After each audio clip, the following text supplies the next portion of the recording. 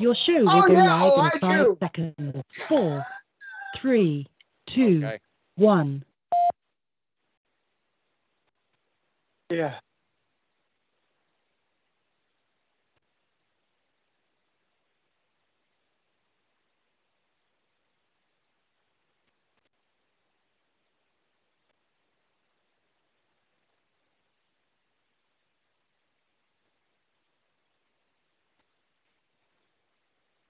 Damn right.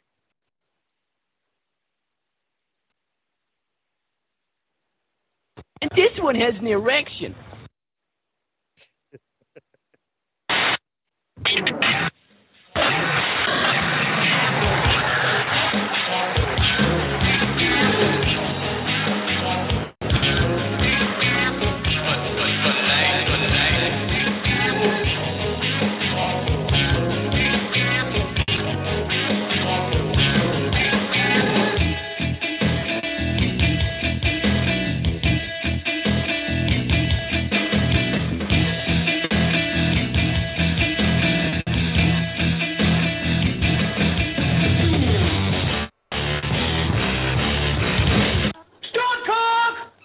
That's right, we are back, ladies and gentlemen. I am your host, Stephen Ronnie.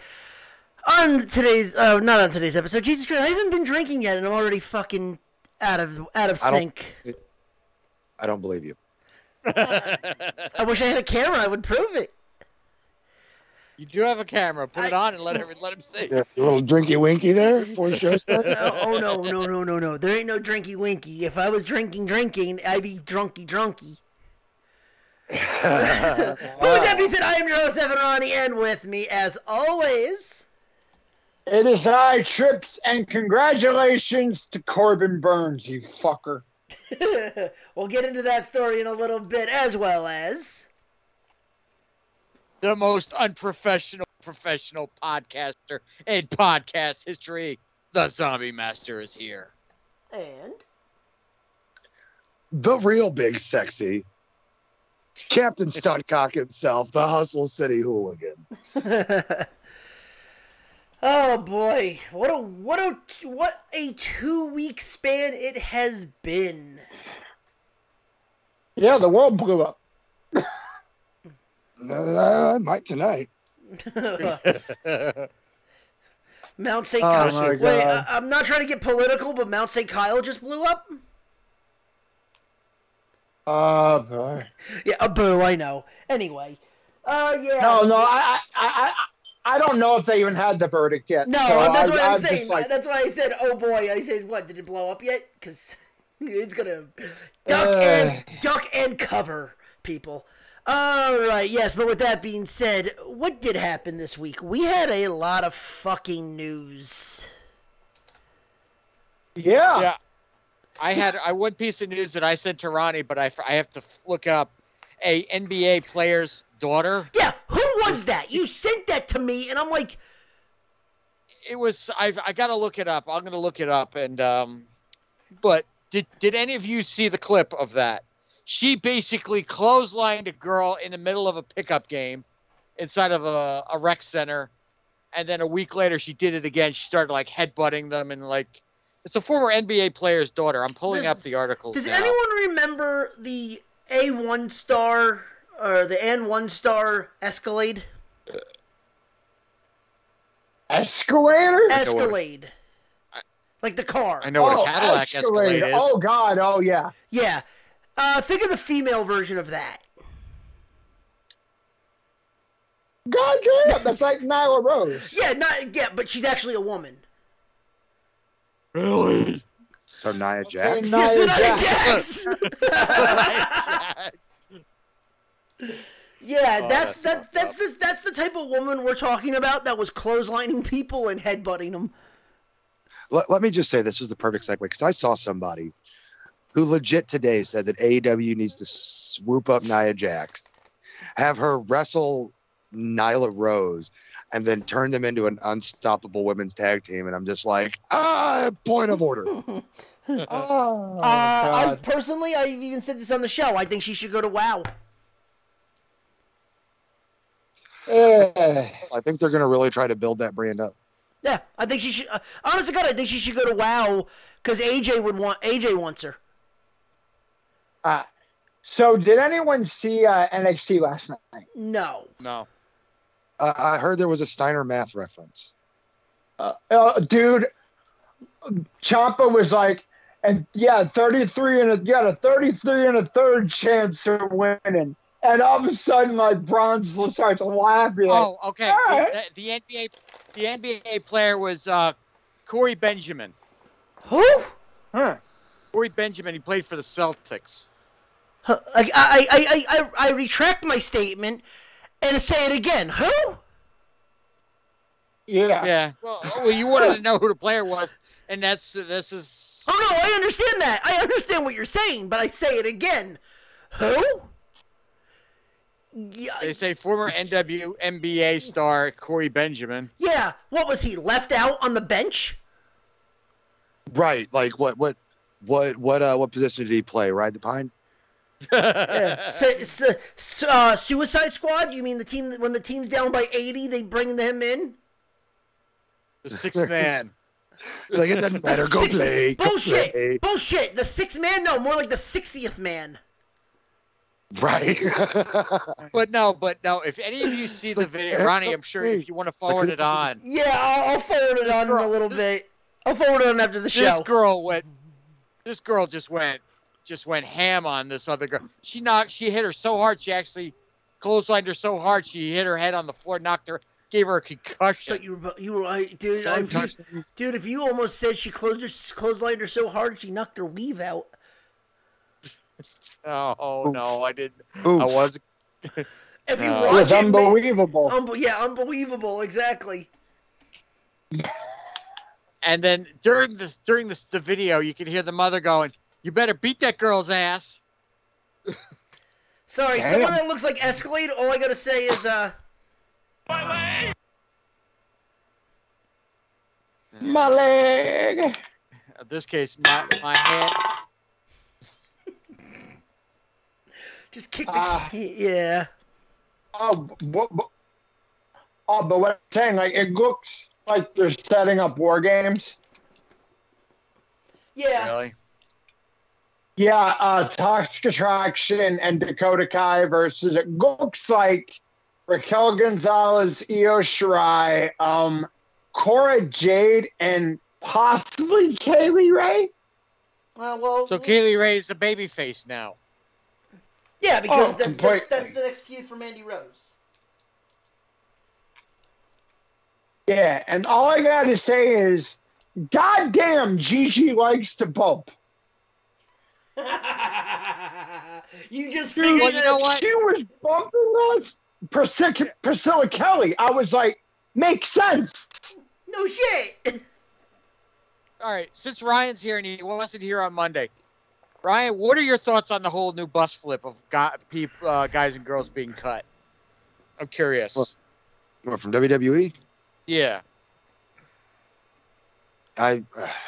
People need to understand that these boss flips are good for the business. Thank you. That's exactly what I said. They got rid of Keith Lee. They got rid of Mia Yim. They got rid of Scarlett. They got rid of Karrion Kross. So fucking what? All you guys were doing was shitting on their matches every week. And now that they're not in WWE, you care about them? Go fuck yourselves. You know what? True. Yeah. Because guess what? They just announced. Guess what? They just announced Scarlett is going to be in Jersey on February 5th. She's even like, maybe I'll start an OnlyFans. That's exactly what your fans want, Scarlett. Dude. That's exactly what they want. Give them what they want. Make that motherfucking money. So did you hear the match that's going on in Hog? Make that fuck money. Did you hear the match that's going on in House of Glory? No. No. Malachi Black versus Karrion Kross. Sorry, strike that. Killer Exit Kross. out. Killer Kross. Whoa. I like the name Karrion Kross better. Not even Yeah, gonna lie. Chris, you just said it best. Whoa, that is a $1 million match right there. You put that on TV, you got the That's fucking... Yeah, exactly. that's That's a a good. $1 match. Sorry, Ryan. That's WrestleMania worthy. Yeah. Let me tell you, dude, that match right there is going to make Vince be like, fuck. Yeah, and guess what? Guess who runs House of That's Glory? a lot of money I just missed out. Yeah, and Who runs House of Glory? Amazing Red. I like Amazing Red. Red's cool. Dude, Red's He's good. Amazing Red and Brian XL run House of Glory. No problem there. Yeah, and it's two guys that have that's known. smart And I booking. mean, shit, Red has been doing this for how fucking long? Oh, dude. I mean, I Since remember the- watching. since the late '90s. I remember watching Red back in the original X Division too, man. We're Yeah. talking early 2000s. Oh yeah, But he was in the One of the- original NWA TNA. Yeah, dude. One of the funniest things, though, I've seen, like, where the edict where they said, no girls from the Indies anymore. You look at all the members of Toxic Attraction, except for Mandy Rose, all made their name on the Indies. Patricia Kelly. Cora Jade made her name on the Indies. Patricia Kelly made her name on the Indies for a whole worse reason. Yeah. Priscilla Kelly made her name on the Indies. Shoving- Casey Jane made her name on the Indies. Shoving a tampon down someone's throat. Yeah, wasn't she the Taste My Tuna spot? Yes! God. So all these all the top women in NXT right now made their name on the Indies. So where does this edict come? It's a dumb edict. I mean, we'll see what happens. We'll see what happens. It is That's a all wait, Yeah. It is a wait and see. Yeah. Oh, it What definitely were you is. saying, I've Ryan? been. What were you gonna say? What? What were you gonna say, Ryan? You were gonna say something. Oh, waiting to see what's going on with it is really all we can do. I mean, Yeah. Listen, and we talked about this on Monday. And Ryan just said it. All these cuts are going to be is what's best for business. and some of these cuts are going to lead Okay, to matches that are going to bring these people back to the big dance. And I'm sorry, but WWE's still the big dance. Well, let's put it this way. We said this. Guys like Keith Lee, guys like Cross, like that, got the Drew McIntyre treatment. Where McIntyre got cut, went on the Indies, revitalized his career, and got brought back, and now look at him. Right. So, Keith Lee, make his name on the Indies again, reinvent himself, get maybe cut some weight, redefine himself, go to Japan for a little bit. Fucking Bronson Reed just did, and holy shit, Buddy Murphy just did. Motherfucker wrestling Okada. Haven't we agreed that because of his size, we can't call him Buddy? Guy Murphy. Guy Murphy. Guy Murphy. My buddy, my buddy, my buddy. Guy Murphy. My Murphy. My Murphy. My Murphy and me. Hey, Buddy Murphy's like, no, Guy. Yeah, I ain't no buddy. I'm Guy. I'm a guy now. I'm not your buddy, buddy. I'm not your buddy guy. I'm Not not your your buddy, guy, buddy. boy. No, I'm not your buddy. Not the boy. buddy, man. Yeah. My buddy and me, no Oh, more. God, that was from a Sandler. I remember that from a Sandler album. Have some beer, buddy. Well, I'm not your buddy guy. I'm not your guy, buddy. Fucking South Park. I'm not your buddy, there was guy. I'm not your guy, friend. Yeah, I'm not your friend guy. Oh God, my buddy and me. All right, so Damn it! Fuck those things. I gotta make that a Fucking sound bite. I gotta make that a sound bite now. Oh God. What? Doing that one, my buddy and me. Yes. Yeah. It gets caught in your head. All right. Yeah. All right. So since Ryan wasn't here on Monday, should we get his predictions for the Survivor Series? Oh yeah. If he wants to run through them real quick. All right, let me pull him up. Hold on. Let me pull it up. Absolutely. Let me get it. Let me bring it up. Hold on. I would offer you guys some deer meat from my birthday weekend, but I'm not shipping that shit to Philly or Jersey. Don't worry, we have enough deer on the side of the road. It's not the same. Damn it! Oh, what? I had to track that one through the woods and drag quarter. What? Shooting it with a gun and hitting it with a 4x4 is not fucking the same. Hitting it with a fucking car ain't the same thing. Not the same thing. It's still hunting, damn it! It's still hunting, damn it! That East Coast hunting over there. Hey! It's all meat on the inside. If you get my drift. Oh. Okay. And moving on. All right. Anyway. Anyway, Particular. You ever seen a grown man naked? Damian Priest for more Intercontinental versus U.S. champion. Who's the Intercontinental champion right now? Nakamura? Yeah. Nakamura Yes. versus Priest. Nakamura over Priest. Yeah. So a lot of us, I think that's what we said. I said rated Priest. arcade. I think Chris and I both said Nakamura. Yeah, I said Priest. You guys said Nakamura. All right, then so RK Bro versus the Usos. You know, tag team champ versus champ.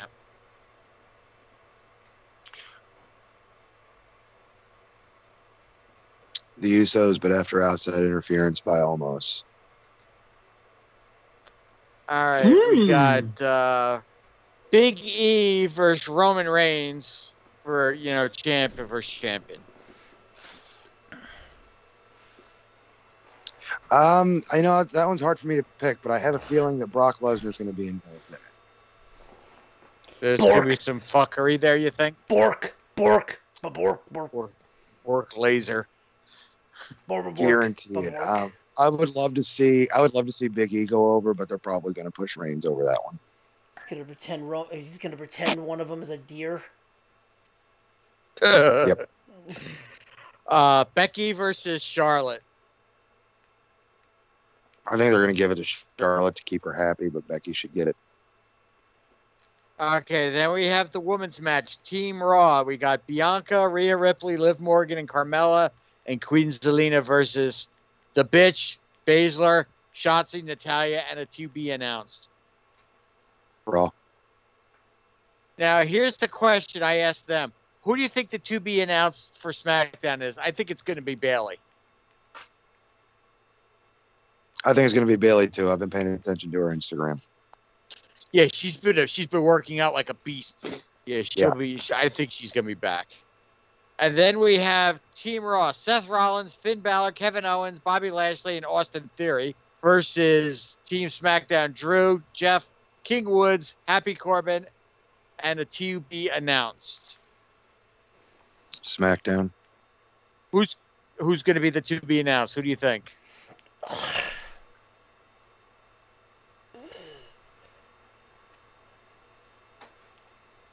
Cena, maybe. He's still got some dates left. He's still got some dates left. Could it be Lesnar? You think? No, well, he's just. He's SmackDown. They got that indefinite suspension. They got that indefinite suspension storyline. Von Wagner. Von Wagner. That's what I said last. That's what I said on Monday too. And Chris just goes, "Son of a bitch." Fucking A. It's gonna be because he debuted. and they're gonna I'm like, Killer fuck. Guitar Salute. He's got. What did you say, Ryan? It's gonna be Rick Boogs, and he's gonna fucking distract everyone and win with a killer guitar solo. It's Pat McAfee. Von Wagner, not Hammer. Yeah, Von Wagner. That needs to be. Von Wagner, not Van Hammer. God damn it! That needs to be a shirt for him. Von Wagner, not Van Hammer. Well, you could be. I was thinking about it. You could be one thing since they are hinting at it eventually. What? That Dominic's going to turn on Rey Mysterio. Yeah, it looks like when Dominic's probably ready to go. Yeah, what if Dominic actually forces Dwayne to a trade and gets put on the SmackDown Survivor Series against Rey Mysterio and Raw? Well, didn't Ray get No, taken? well, Rey Ray's taken Mysterio's out. not in it anymore. He lost, then Austin Theory was put in his place. He took a selfie with him. Yeah. All right, well, hell with that. Yeah, fuck that shit. Oh, well. We're All back to right. Von Wagner All right. again. No, so all right, so here, let's But get into then some if- baseball news. Oh, sorry, are we done? All righty. No, the only thing, Yeah. if there's a dark match, do you see Team Raw or Team SmackDown if they're going to do a dark match? They 'Cause always, you know do the they're gonna battle, be they always doing- do the battle royal, like Chris said. So it's probably gonna be team nobody gives a fuck. Yeah, it's going to be Team Who the Fuck Cares. They're probably an NXT call-up for one night. Von Wagner 3.0. Ciampa. No, you're going to hear, holler if you hear me. You see, Oh, God. you see Von Braun Breaker. come out as Steiner. With the Comes out, he's like, chain. right, just Stand shut in up. line! Yeah, he's about to do that too. Stand in line! Oh, God No, damn and have him come out. Does anybody want to do some math? No, you know what? He's gonna take over his uncle's gimmick, and he's gonna bring in Petey Williams. Oh, God. Which, by the way, Yeah, speaking of... It's got like, it'll be Braun. I got the best Holler one. if you hear me. Best one. Yeah. Sorry, no. Holler if you hear. No, have him look like his uncle, but bark like his father. Looks like his uncle, barks like his father. Wants to go to Oh, Cracker God, we Barrel gotta every keep day. the fucked up bed. Yeah, No, we gotta keep holler the if you hear me. Holla if you want some Cracker Barrel. If you hear me. Well, he's already got the sirens in his music, so. Chicken tenders for the win. God. If you go and watch that Colt Cabana interview with Petey Williams, yeah, that shit is legendary. Driving fucking 80 miles an hour down a one-way street because he wants chicken tenders at Cracker Barrel. Cracker Barrel. Oh, Don't yeah. worry, he had Arn in the passenger seat. Oh yeah, he had Glock Anderson. He had Glock Anderson. Clock Anderson. All right, so baseball news. Uh, So it's official. The Guardians will be named next week. Here's the catch, though. There is no... the lawsuit's not over. And they're still going to be able to allow the change of name. So they're literally saying, try me, bitch. well, you got the soundbite. Oh, I'm Wait, just is saying, that try me, roller derby bitch. team? There's a roller derby What? team in Cleveland that is called Right, the Guardians. that's the Guardians. And it's So trademarked. what's the team that's suing All them? right, wait a minute. Everybody's talking over So hold on, let everybody, me finish Ryan. this. Let me finish this real quick. So Cleveland will All right. officially transition to the Guardians on Friday, complete with name change that has been happening over the stage for 2 months. Digital media, they said that the AL franchise cleared a final hurdle in the makeover of a lawsuit filed by the local roller derby team called the Guardians was resolved. How much you want to bet there's an NDA that they can't say how much money they got? Oh, definitely. Uh-huh. Now, Chris, Well- what were you saying? And then Ryan, then you can say. Chris, now, what were you going to say? I was like, what team, like, what is the one, like, I was wondering what the Guardians that were suing were. Were they like a minor league team or a local, like... Local professional roller hockey. Or roller derby. Sorry, not roller hockey, roller derby. Well, they can suck and blow. This is Major League Baseball. Here's the thing. Patent. They had a patent on it. And Trademark. A trademark on it. And the Indians came in saying they would only give them $10,000, and they said, "Nope, we have the LLC of it. So kick fucking rocks. Come better." What were you saying? Going to say? Oh, about the Guardians? Yeah. Oh, the roller derby team did have had the name first. Yeah. I'm sure they've got some kind of fucking trademark on their team name. I mean, yeah, MLB, try me, bitch. Or you guys could just, pick another name. Well, here's the funny thing. So what's interesting about this is they offered and the fact that it's Cleveland's, just call them the fucking Steamers. Why hide it? That's the Browns. That's the Browns. But no, what they wanted to do was only give them $10,000. But let's face it, as well as I do, the minute that they got the team name and they switched it over, it is now a billion-dollar company. This reminds me of that episode of South Park where they fucking trademarked the name Washington Redskins. Oh, yes. I didn't see that episode. Oh, God, they were a company named the Washington Redskins that did absolutely nothing. Yeah. I haven't watched South Park in years. Okay, other news. We'll have Chris get a little bit talking on this one. The Philadelphia Phillies announced the comeback of the Phillie Phanatic. I love this. Yes. What? Basically, they settled with the original creators, so it's not like the Phanatic like we had the past 2 seasons, which was like the stars in his eyes and shit like that. It's actually back to the original The Phanatic. scales. Yes, like it's back to the original Phanatic that all Philadelphians know and love, and it's a big boost for Philadelphia fans, the city, and the players. So I know it's weird that people can get like wrapped up in a mascot, but that's what the Phillie Phanatic is.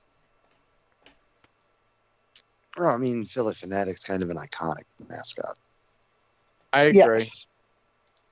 Like, you see a picture of him and you're just like, hey, it's a Phillie Phanatic.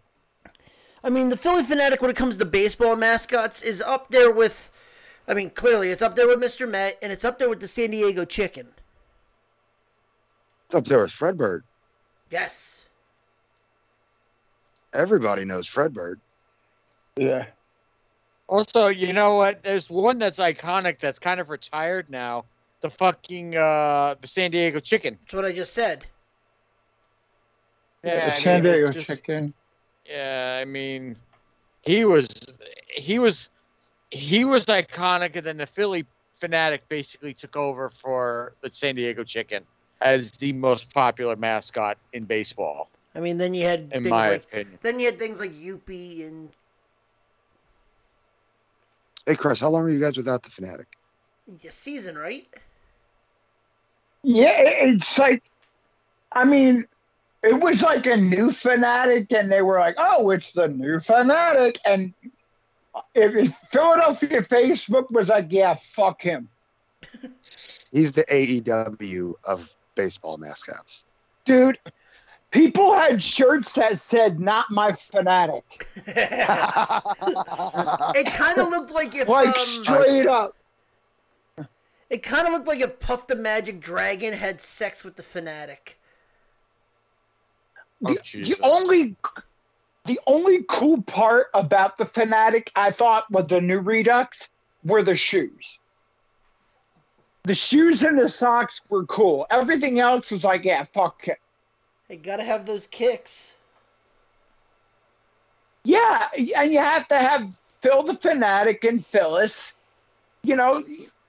It's just wrong without it. There was no Phyllis. Oh, it's like the Met. It's like Mr. Met giving the middle finger. It's not possible. That was so dumb. I remember when he did that. That was so fucking dumb. You're wearing 4-fingered gloves. How are you getting the bird? Wait. Wait. I didn't know this. Oh, shit. What? Julio Lugo died. Yeah, I heard that yesterday. 45. And also, we lost Pedro Feliciano, too. For another former Met left-handed bullpen. 45. They're saying it was a heart attack. Yeah. Rest in peace. Yeah, that's rough. Rest in peace. Ichiro is going into the Mariners Hall of Fame. What a shock. Who was in the Hall of Fame? Ichiro. There's a shock. Yeah. Manager of the Year, Cash from Tampa Bay is named AL Manager of the Year. Kepler is the NL Manager of the Year. Oh, that's gotta hurt Chris. Listen. Oh, you have no idea. Listen, here's the thing. When it comes to Kepler, look at what the San Francisco Giants were supposed to be, and look at what they were. Yeah, I know. So, see, John's loving this. I mean, this is like a kick in the nuts. oh, don't worry. We're gonna take ours in about kicking nuts. We're gonna take ours in about 30 seconds. So. Oh, trust me, I got something to say on that one. Oh, trust me, the gloves are coming off on that one. And I knew it was gonna happen. It was like, I'm the leading vote getter for Manager of the Year. I'm like, it's gonna be fucking Kepler. It's gonna be Kepler. Gabe Kepler, unanimous. I'm like, yep. and the thing is, again, fuck Matt Klentak, fucking idiot. It's like Kepler. The thing is, the players in Philly like Kepler. They really liked Gabe. Klentak was like, well, they needed a fall guy for their dumb decisions, so they just said Kepler, which was dumb as fuck. But it looks like now John Middleton's given the book to Dombrowski, so Klentak's going to be a GM in only name. So thank God with that. Yep. All right, well, let's get the good news out of the way for the Mets. They hired a new GM. Oh, you missed the Rookie of the Year. Oh, I don't even have that here. Who was Rookie of the Year? Who was? Arena. Yeah, that's not a surprise. Yeah, it was Randy Arozarena, and I think, oh God, who was the NL?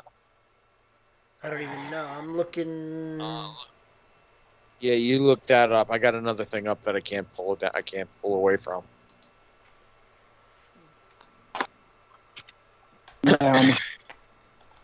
Well, he's looking for that. Ronnie, you mentioned something the other day. Ryan, would you want Pujols back for one more year with Yachty and Wainwright? You're damn right I would. Jonathan India. Jonathan India. Johnny India. That man's a fucking institution in St. Louis. Oh, man. So you would want him back for one final year, you think? I'd take him back for one season, let him retire a Cardinal. It's what he deserves. Yeah. That is one of the greatest names for baseball right now. What, Pujols? No, Johnny India. Who the Mets could have had. Who was the Rookie of the Year. Yeah. But And speaking of train wrecks, shall we get on to that train wreck now? All right, let's get the good news out of the way. The Mets finalized a deal to hire Epler as the new GM. Former California Angel GM, which plays into the other part of the story soon. Yeah, but you know what? I don't know how I feel about. Well, look at it this way. Who's he friends with? Brad Osmus. No. Who else? Ohtani. No. Davis. The GM of the Brewers. Oh, the Brewers guy, yeah. So you take the little fish to bring in the big fish. That's right. I did hear about that. So- yeah, the guy from the Brewers. Yeah. Yeah.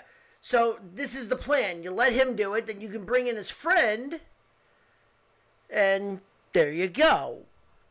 That's how you can look at it this way. Plus, it's a year. It's only like a 1-2 year contract right now. No, he's got. It was a 4-year deal. It was 4 a year? 4-year deal was announced. Yeah, but 4 years. I mean, come on. We It say was 4 a 4-year years. contract. We say 4 years, but that shit could last 1.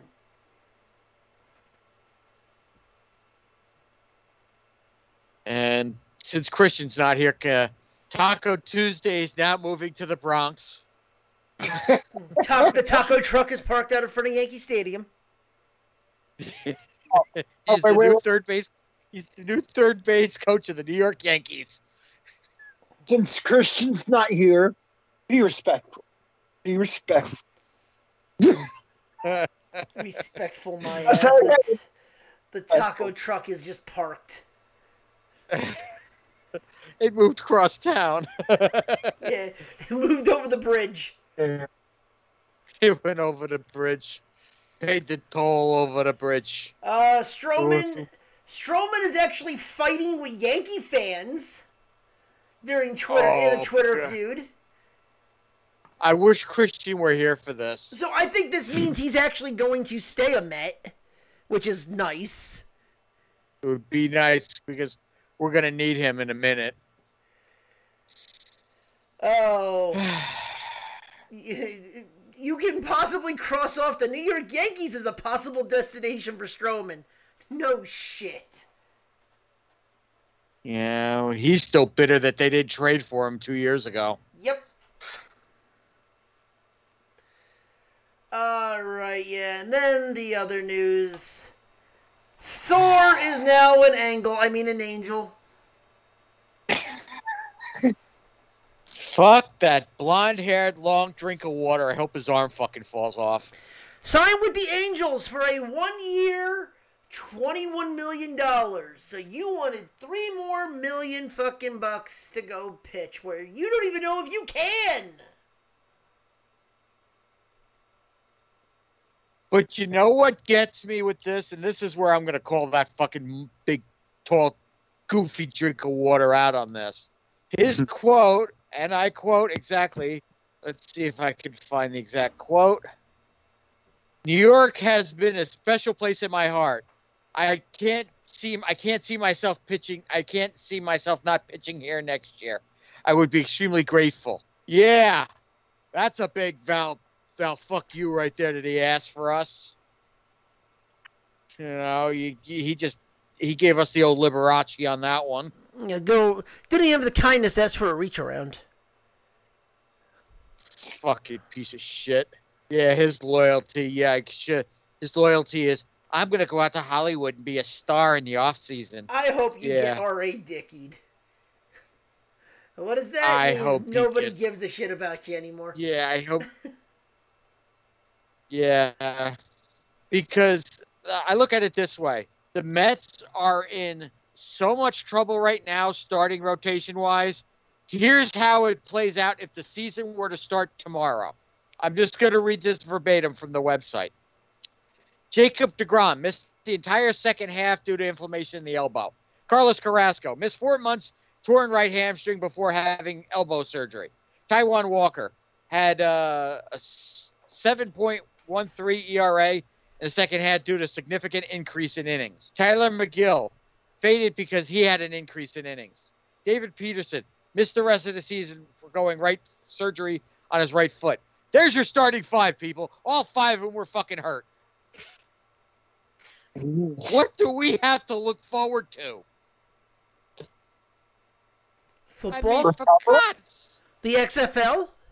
No, because I look at it this way. It's like every time when the baseball season starts, I'm like, oh, thank God the Jets season's over. When's the Mets season start? Then the Mets start playing. I'm like, when does football start again? I mean, it's just, I just can't. Steve Cohen said he was going to do so much for this team. Uncle Stevie, take your hand out of your ass. Stop playing with your ass. Open that wallet that you claim you have so much money and start fucking signing people, please. You know, I mean, you let one of our top guys go. The other guy's surely to follow in Conforto. And then I'll tell you what, that Japanese guy that's about to post, that guy, I looked at his stats. I forget his name. Last year he had in the KBO, he had 38 home runs, 120 RBIs. It's a lot of bat flips. And it's a lot of bat flips. And I look at it this way. If this Ebler guy, he had Ohtani's ear to get him to convince him to come to California. Well, now he's got to take that magic that he got to bring Ohtani there. He's got to bring this guy here.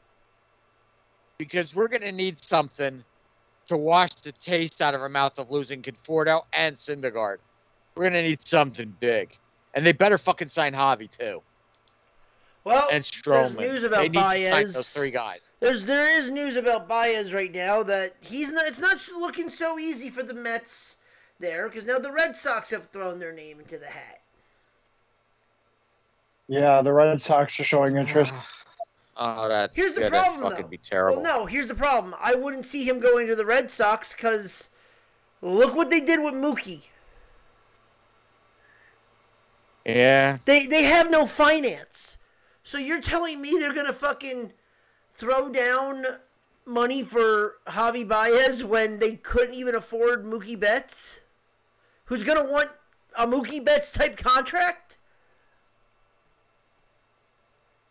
Oh no. Well, let me put it to you this way: if a mystery team comes in, and Ryan, I know this is your team, but if the Cardinals came in and underswooped the Mets and signed Baez, I swear I would scream on the air so fucking loud. You have no idea how bad I would swear. Oh boy. You know, there's one team that actually would break the bank that I actually could see go, and that's Tampa. You know, I could see that, but here's the thing. The one thing the Mets have going for them in this case is Lindor. Oh no, If I'm saying I think the Mets are still the favorite. I still think the Mets are the favorite. I just think that if you want to see a team that's going to come out of as a dark horse, it's going to be Tampa. Well, because, I mean, look at it this way. The Mets infield, they're going to need him because there is no way on God's green earth I want to see that old piece of shit that used to play for the Yankees playing for the Mets again. Mr. Steroids. No. No, not going to play for the Mets anymore. So did you hear that Brandon Belt has re-upped with the Giants? Yes, and Verlander re-upped. Qualifying offer. And Verlander re-upped for one more year for $25 million. With the Astros? Yes. I kind of figured that was going to happen. Here's what I'm wondering. Now I'm sitting. Go ahead. Oh, sorry. Because a lot of people on the Astros are free agents. Mm-hmm. What do you think?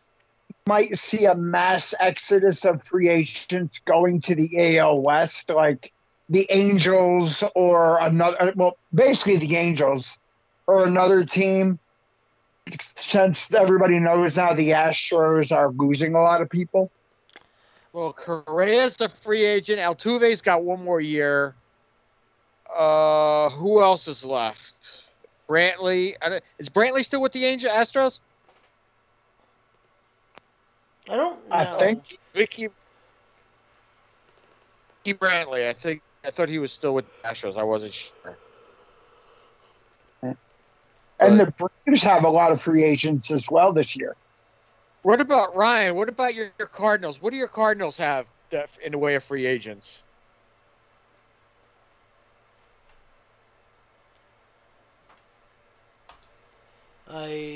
Ryan, you still there? Did we lose Ryan? Did we lose you? Nope, there he is. There he is. I mean, Or no, he's not. I'm not sure what the Cardinals are doing right now. Well, did Wainwright accept one more year back or no?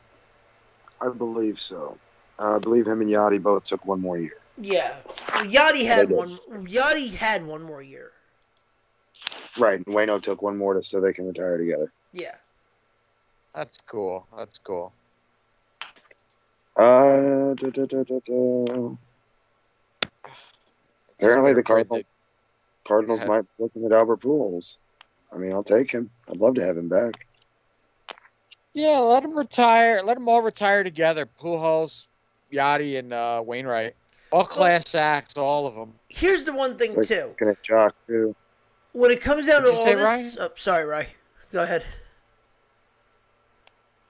Looks like they're looking at Jock and Stroman.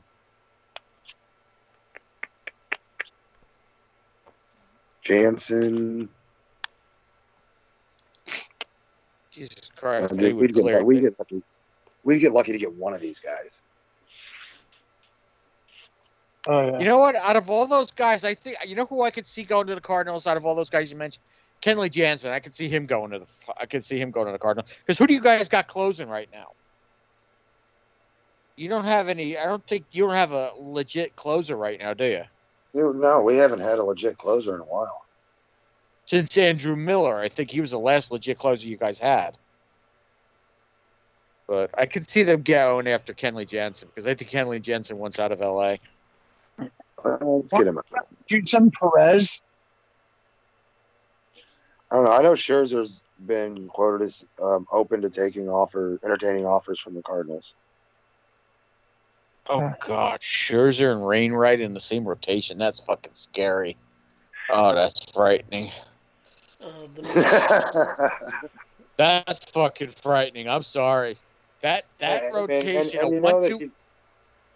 And you know that he would. I mean, I think it'd be cool to have him. You know, he's a hometown boy, just like Freeze was. Is he really? Mm-hmm. Oh, that 1-2 punch would be fucking devastating for anybody. I mean, Wainwright's a fucking beast. His last year, he's going to go out with a bang. And then you have Scherzer right behind him. Oh, Jesus Christ. Yeah, we could start printing up those We Own the Central shirts. You know what? You're not wrong. You're not wrong. Not at all. I know what we're looking at. I know we're looking at a lot of infield help, maybe an outfielder and a reliever. Well, McCutchen was declined, so he's a free agent. Yeah, like apparently the Phillies said they're going to make a big play for Correa, which I'm like, okay, yeah, ha. I mean, we have the money to offer Correa, but I doubt that's who we'll get. All right.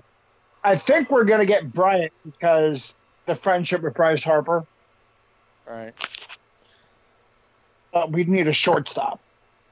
What about Didi? Isn't Didi still there? No, they declined his option. So Didi's a free agent again? I think so. Oh, shit. To the Yankees! I think Speaking of which, hello, Christian. Hey, what's going on? Hey, buddy. What's going on?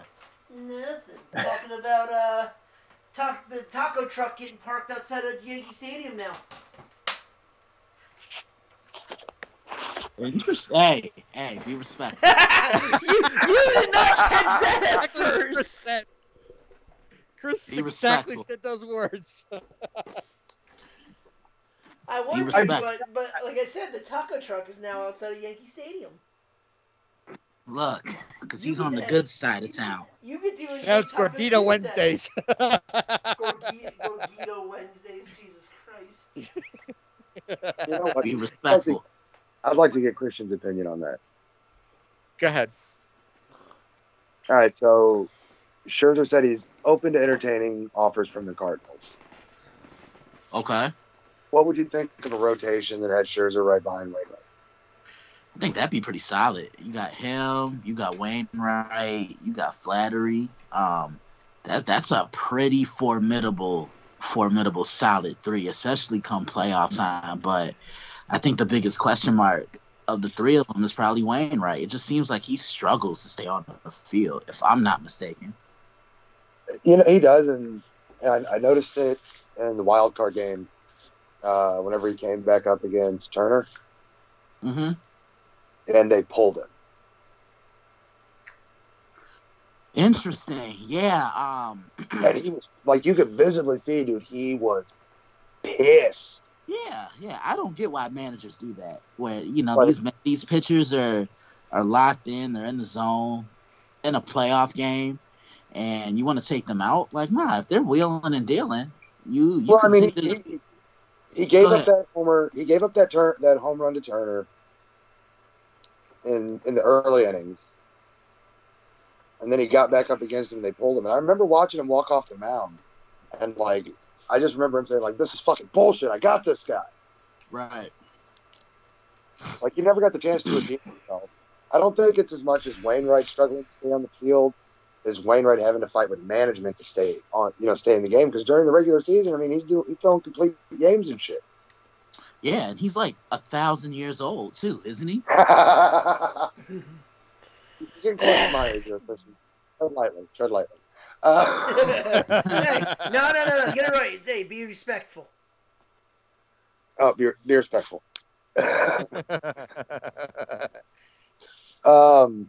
I think that he'd be a great pickup, but I don't think the Cardinals are going to have the money for him. Yeah, we'll see what happens, man. I mean, what are you guys doing with Lester? Like, are you elected to bring him back or what? So stay if you don't get Scherzer. I feel like Lester's best days are behind him. Oh, for sure. He's been past his prime probably the last 5, 8, 9 years maybe. I mean, we had him during the decline for 1 or 2 seasons. Yeah, I mean, his best days were probably those first maybe 2 or 3 years when he was a Cub. Oh, yeah, dude. He was fucking on fire. Yeah, you're right. You're not wrong. And I want to get... Go ahead. No, go ahead, Ryan. Finish up. Sorry, John. I think that with Lester, we need to just cut our loss. We've got what we needed out of him. He's a great player, but he's not going to help us push forward next season. If they're not going to help us push forward, get the fuck out of the way. We've been on a downward slide for years, and it started under Matheny, and we got to fucking correct that. Because let's make it to the playoffs and get eliminated from the wild card doesn't fly in St. Louis. Just like it doesn't fly in New York. That's for damn sure.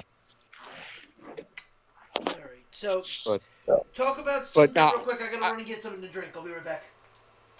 All right, Christian, I want to get your take on Thor spurning Met fans and going off to L.A. Wait, what happened? Noah Syndergaard signing with the Angels and basically fucking over the Mets. I mean, he's not going to play out there, so what difference is it going to make? You know, he's just going... He has that look of a California guy anyway, you know, the long blonde hair. You know, he probably poses homeless in the offseason or some shit. I mean, I don't really see him pitching that much out there because he's always hurt, it seems. I mean, the guy hasn't pitched he pitched 2 games in 2.5 years. Yeah. And, you know what? This sucks for Met fans, but I think what pisses off, if you go to Twitter, I mean, on my Twitter, it fucking exploded when it was announced. Mm-hmm. If he hadn't made that comment at the end of the season, I can't see myself playing for any other team. This is my home. I belong in New York, blah, blah, blah. And then for him to just basically say to the Mets, fuck you, I'm going. Hey, John, they all do that, though. Like, look at Kevin Durant. Before he went to Golden State, he told Russell Westbrook he wasn't leaving. And look at what happened. Went to Golden State. Yeah, I get what you're saying, but, you know, it's just like such a big fuck you to Met fans. And it's just like, and I said this before, our starting rotation, if it were live today, We have DeGrom had arm issues. Carrasco had arm issues. Taijuan Walker had arm issues. McGill had arm issues. And Peterson had leg issues. That's your start. If the season were to start tomorrow, there's your 5 starters. Every one of them have been on the fucking injured list this year with an injury. Mm-hmm. We're basically fucked. And it's like, I just can't see us. We're not going to be able to get out of our own way this year. But here's the question I got before Ronnie comes back. What do your Yankees have to do free agent wise? Who do you think they're bringing back? Who would you like to see them bring back? And who do you realistically think they're going to bring back? I would love for them to bring Rizzo back because I know he's he loved playing in New York. I would love for them to bring back Anthony Rizzo for sure. Right. But look, they need a shortstop in the worst way possible. I would love for them to go after Corey Seager because I don't know if you guys heard what Carlos Correa said about Derek Jeter the other day. Did you? No, I didn't hear that. I saw that. Yeah, Ronnie, can you enlighten the people and then I'll rant? So, here we go. I put out a post about this on the World of Sports when I said, yeah, it just so happens that he put this out right when the Yankees said they weren't going to get him. When they passed on him. Oh, yeah. What did he say? I got to hear this because didn't deserve his Gold Gloves. What? Is this guy smoking? What kind of heroin is this guy fucking snorting? Yeah, is this crack online? What the fuck? May I? Hold on. Christian, the floor is yours. Hold on. Hold on. Yeah. Wait a minute, he's got a soundbite. And here we go. Go for it. So, number one, you don't speak about Yankee royalty in that way. That's like the equivalent of somebody coming and saying, look, they're going to sign with the Bulls and then they just happen to say, fuck Michael Jordan. You get what I'm saying? Like, okay, so that's point number one. Number two, what the hell do I look like listening to somebody who was on a team that cheated? Like, anything that he says is invalid at this point. I'm dead serious. You know, that's like taking drug-free advice from the neighborhood crackhead. Am I wrong? No, you're not. I mean, you know, that's like taking sex advice from a born-again virgin. So what? Oh, Jesus. What? See, I can't take anything that anybody from that team says seriously. Like, John, you know how when we speak football and a certain name or names come up and you just get mad. That's me pretty much with those trash cans. Tom Brady. I mean, I wasn't gonna be disrespectful. Fuck that. But Steve Perry. Perry. Look, that's Yankee royalty right there. And then even A-Rod pissed me off because A-Rod compared Carlos Correa to Jeter. No, Carlos Correa is more like A-Rod, if anything. What, cheater? No, A-Rod on the Fox World Series coverage, right, when he was like breaking Carlos Correa down. He said, like, if he had to give Carlos Correa a player's comparison, he would compare him to Jeter. And everybody's looking at him like they're like he's crazy. Like, okay, like what? Like, you should have seen the look. Show your work, asshole. It's like show your work.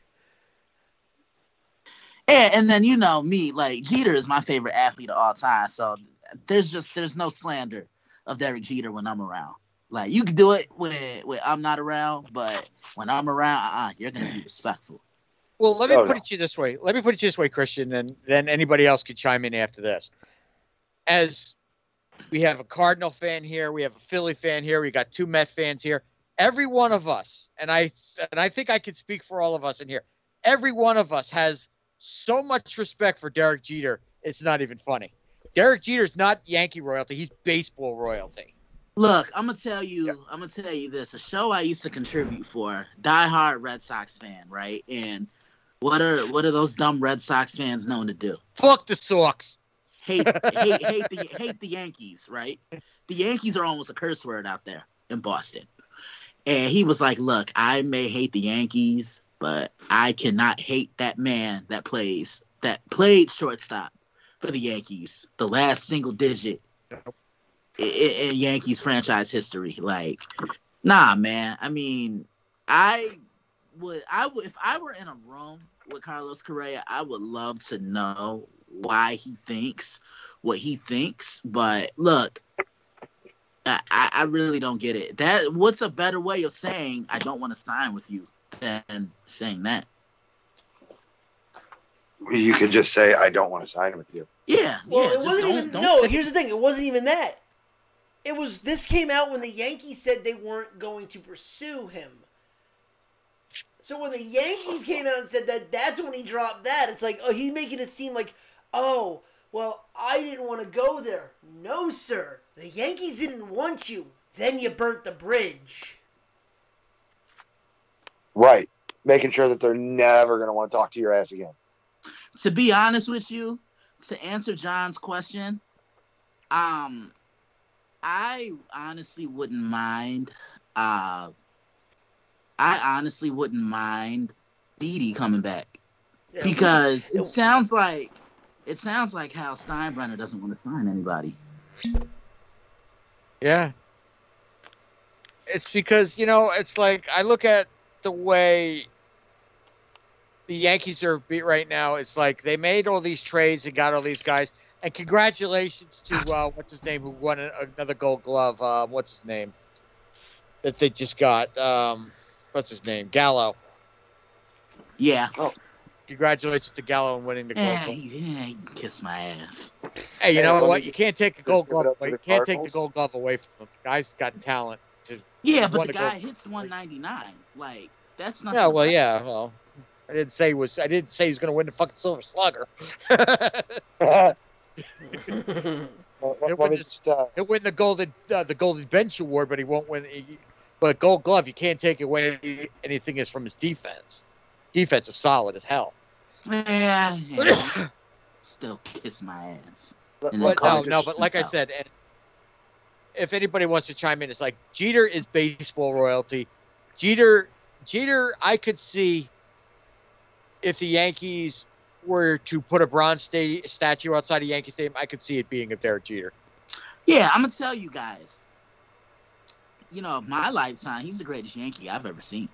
And anytime I say that to people, people would be like, "Oh, what about Maris? What about Mansell? What about Ruth?" I wasn't around. I was gonna say the key word that you've seen. See those, right? Yeah, but people just don't like to comprehend now. Like, they'll try and tell me my opinion is wrong. All right, fuck you. Like I go by what I've seen, and honestly, Derek Jeter and Mariano Rivera are two of the best Yankees of my lifetime. You're right. Right, and I mean, and I look at it as this way: when in the 70s, you look at guys like Reggie Jackson. Reggie Jackson was like the Yankees back then, even though he wasn't brought up with them. When he came to the Yankees, he became Mr. Yankee, Mr. October. I mean, hell, back then it was Reggie, Donnie Baseball,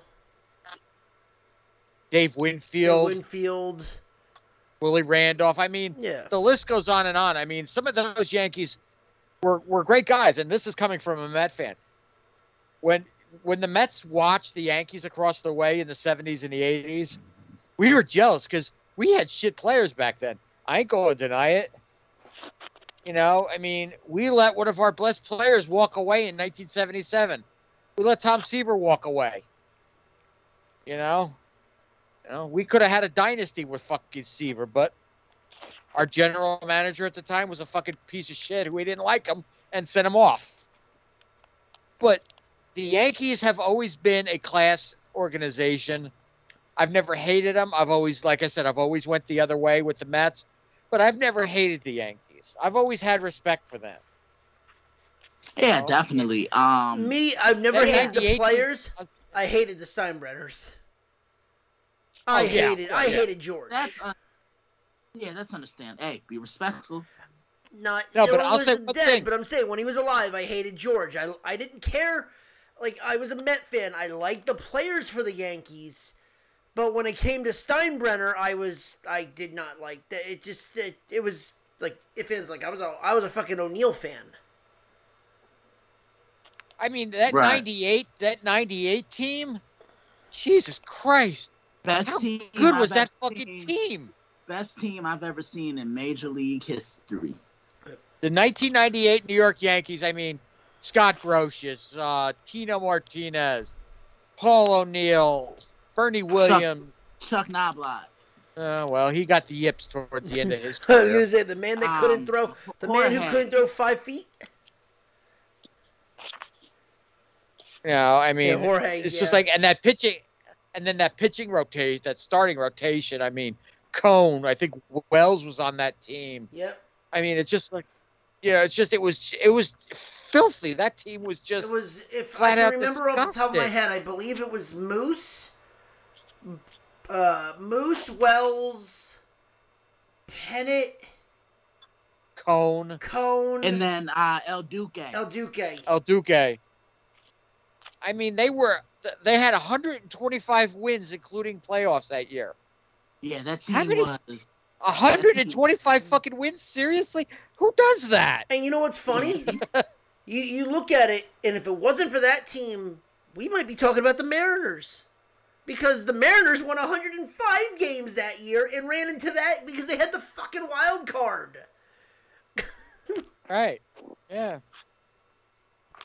I mean, that team was just. I mean, I have a video of that called Pinstripe Destiny. You know, and it's like that team was just disgusting. I mean, there's like there was nobody could touch them.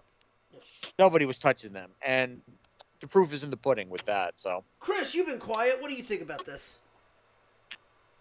I mean, well, first off, I mean, for Correa to say anything about Jeter is just dumb. I mean, it's an obvious thing that he doesn't want to play for the Yankees.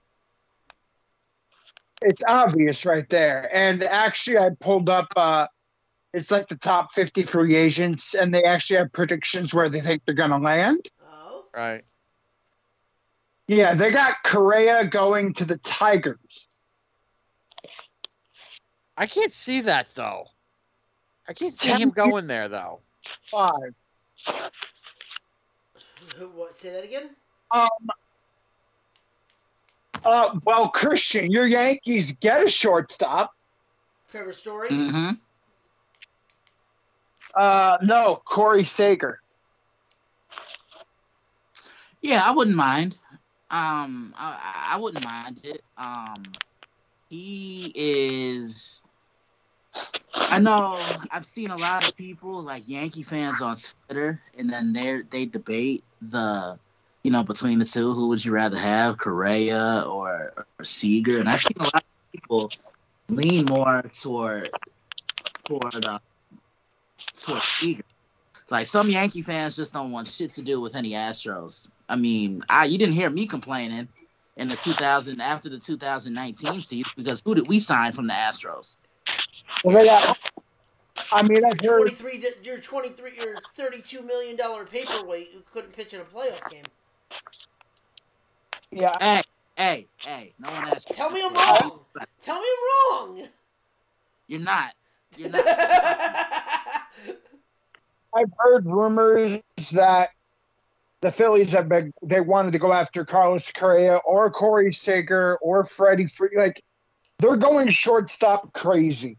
If the Yankees don't get Rizzo, they're going to get Freeman. I would not be shocked if Freeman ended up at the Yankees. If they don't get Rizzo, they're getting Friedman.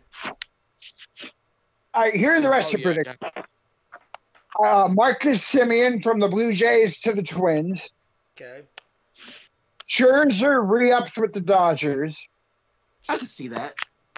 Freddie Freeman re-ups with the Braves. Okay. Chris Bryant re-ups with the Giants. I don't see that. I think Bryant's going to go to the Phillies, personally. Bobby Ray. Bobby Ray comes to New York. Yankees or Mets? Say hello to another part of your starting rotation. Yeah, the Mets have been linked to him. Robbie Ray with the Mets. I mean, that's not horrible, but... Marcus Stroman goes to the Astros. Right. Starling Marte to the Mets. That's been heavy discussions. That might actually happen. Trevor Story to the Astros. I doubt that. God, I hope not, because I don't want to have to hate him. Castellanos to the Blue Jays. Javier Baez. The Capital. The Nationals? Yep. Oh, that would suck. I don't see that. That makes as much sense as Zion Williams going on a diet. Eduardo Rodriguez to the Red Sox. Kevin Gausman to the Nationals. Well, they were wrong about Noah Syndergaard because they said he was going to re-up with the Mets. That didn't happen, so whatever. Yeah, well, fuck him. Yeah, well, yeah, Chris Taylor to the Phillies. Okay. That would be a steal for the Phillies to get him. I'm down with that. Carlos Rodon to the Angels. I doubt that now. Clayton Kershaw re-ups with the Dodgers. Schwarber to the Pop. Wow. Avisail Garcia to the Royals. Even more reason to hate Michael Conforto. Fuck Conforto. Goes to the Nationals. Oh, he's not going. Oh, I would kill. Oh, before you continue, Chris, I want Christian to think about this while you're doing this.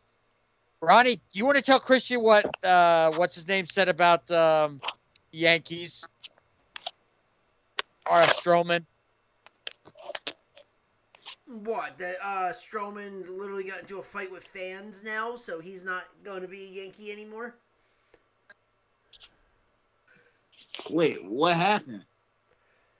Apparently people were trolling him on Twitter, and he fucking slapped back at Yankee fans. What did he say? I gotta pull up the tweet.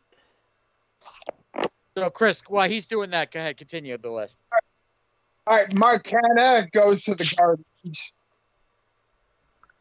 Raisel Iglesias to the Angels. Kenley Jansen to the Braves. Oh, wow.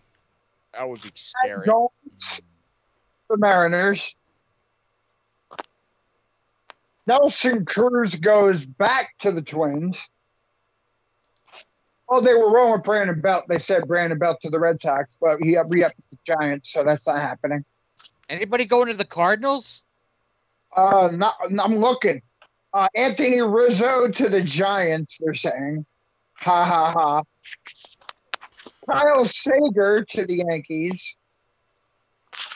Steven Matz to the White Sox. John Gray to the Giants. Colin McHugh to the Dodgers. Seiya Suzuki to the Rangers. Kwang Hyun Kim from the Brewers.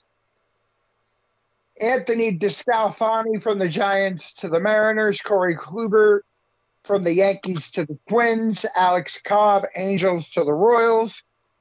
Eduardo Escobar, Brewers to the Blue Jays. Zach Greinke, Astros to the Cardinals.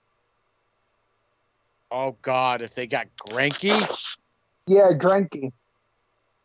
What do you think of that, Ryan? Would you like Greinke? Like to kick him in the balls. Okay, I guess that answers that. Mark. Comment. Oh, What's sorry. that? What'd you say? I'm just being honest. No, hey, that's what we want here is honesty. Look, let me tell you, dude, there has never been a player that I have cussed at more than Greinke. Really? Why? That's not true. Maybe Barry Bonds. Oh, well, yeah. Dude, there's just something about the guy. We got Mark Malenkov. Big head. Fucking Mardi Gras head, man, like a goddamn Maytag washer. Go ahead, Chris. Keep going. Sorry, Chris. Tone from the Padres to the Phillies. Jock Peterson from the Braves, re-upping with the Braves. Kirby Yates from the Blue Jays to the Cubs. Andrew McCutchen goes to Miami. Miami. Kendall Graveman from the Astros to the Twins. Aaron Loop from the Mets to the Tigers. Oh, that's not going to happen.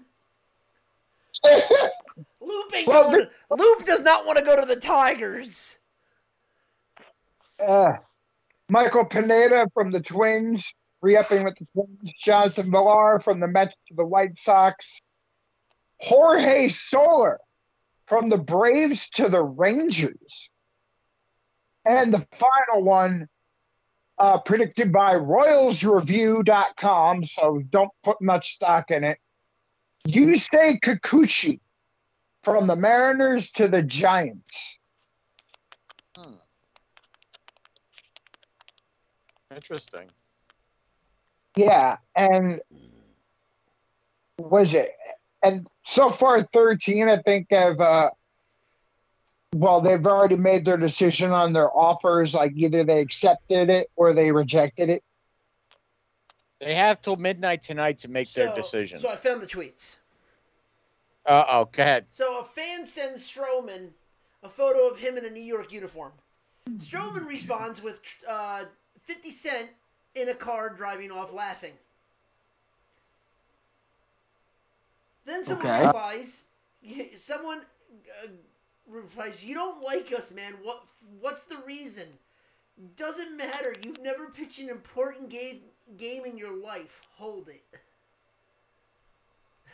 Stroman responds, "You just mad because that crazy payroll continues to let you down year after year. Get off my page. Go consummate with the consummate with the front office, bitter boy. LMFAO clown emoji, yada yada yada." Well, wait. There's more. Hold on. There's more. Another fan goes, "The Mets have had the third most, and they didn't make the playoffs. Yankees had second, and they did." Which then Stroman responds, "The Yankees haven't won a World Series since 2009. They routinely spend more than any other team and acquire big names, and eventually at every trade deadline, the way that they spend in players,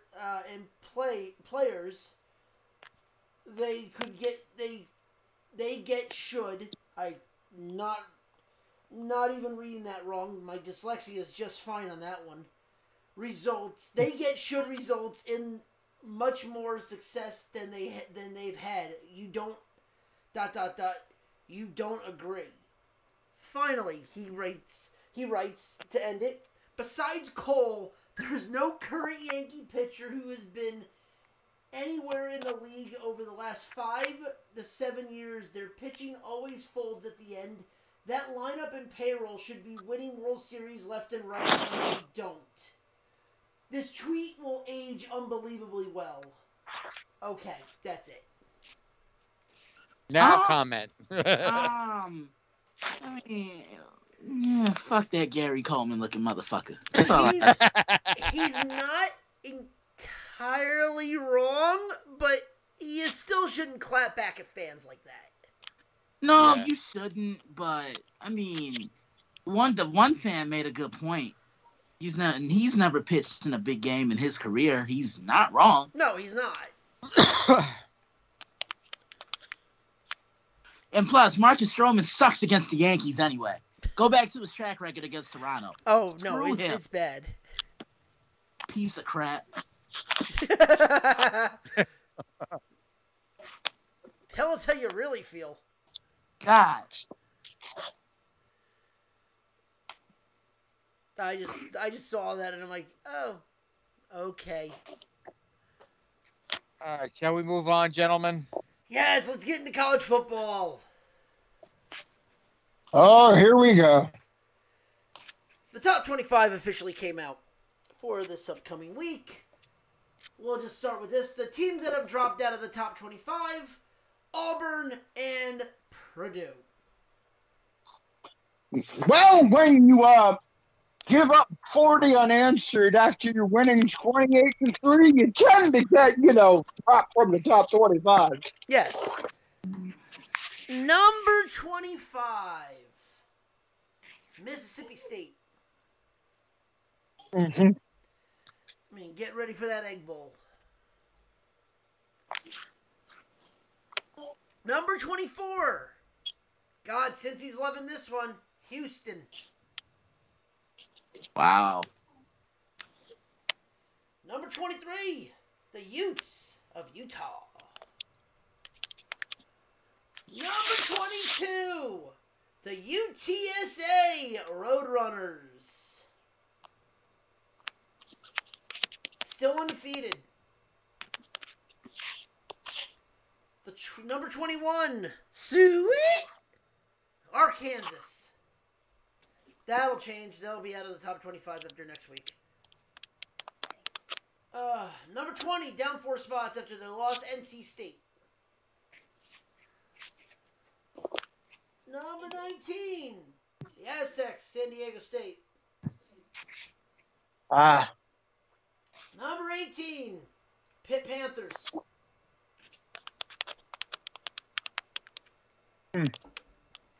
Number 17, Iowa. Number 16, down 5 spots, Texas A&M. Well, they lost. Yeah. Number 15, Wisconsin. Don't you know? They're coming on strong. They might actually win the West. They're in the lead right now. Number 14, staying where they're at, BYU. Number 13, down 5 spots, Boomer Sooners.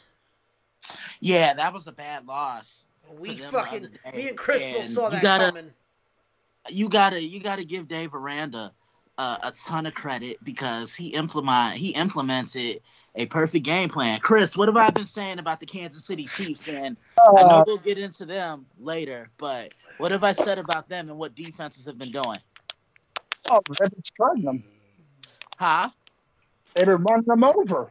Not only that, but keeping everybody tight, forcing them to earn their yards underneath. And I hadn't seen Caleb Williams under that much duress pretty much since he became starter. Like, Baylor just had the perfect game plan, and that's a huge win for that program. You got to give Baylor a lot of credit. Jerry Bohannon played well. Abram Smith played well. And then that defense, they just flew to the ball. They forced takeaways, and they kept an Oklahoma offense that normally scores about 30 or 35 a game to 14 points.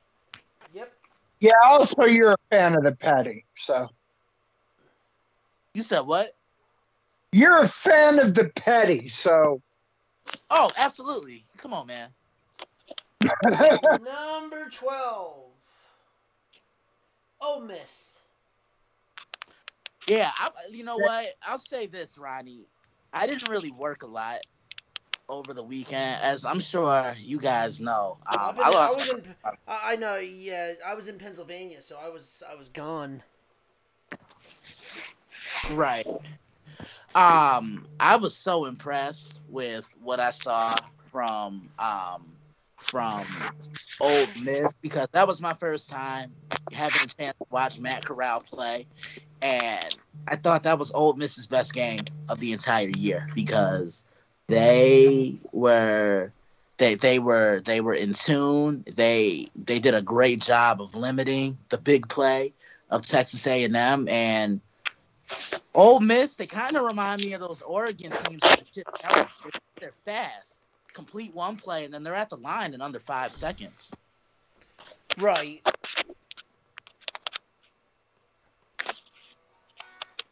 Yeah, I know exactly what you're talking about with that. All right, number 11, only up 2 spots, Baylor. Well, Kind of surprised at that it's only 2 spots after beating Oklahoma.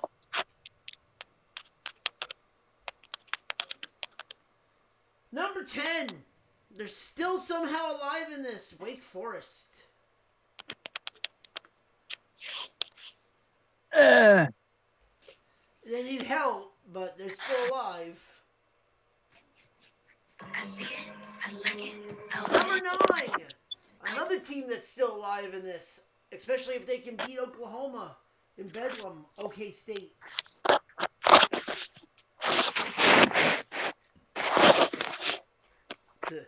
Number 8. Oh, It's Ryan. Oh. What am I doing? You just rustle. Your microphone's rustling. Oh, sorry. It's all good. Number 8, Notre Dame. What? Yeah, they got 2 games left. I know there are a couple of teams with 1 loss that are in front of them. Like, Notre Dame could be one of those teams. Here's the thing. They need Cincinnati to lose. Yeah. Unfortunately, they need Cincinnati to lose for Notre Dame to have any comprehensive in the playoffs. Can I just say I feel sorry for that kid from Virginia? Why? I like. You know what I'm talking about, right? Yeah, I think. Yeah, just elaborate. That poor kid got beat from pillar to post. Be right back, guys. All right. Yeah. Yeah, Woolfolk got beat from pillar to post. Right. I mean, Notre Dame really took advantage of his inexperience, and they forced him into a lot of bad throws. And that kid tried to do so much. He was asked a ton, and he just got beat down. I mean, it was bad. Right. I mean, it happens, though. I mean. Oh, yeah.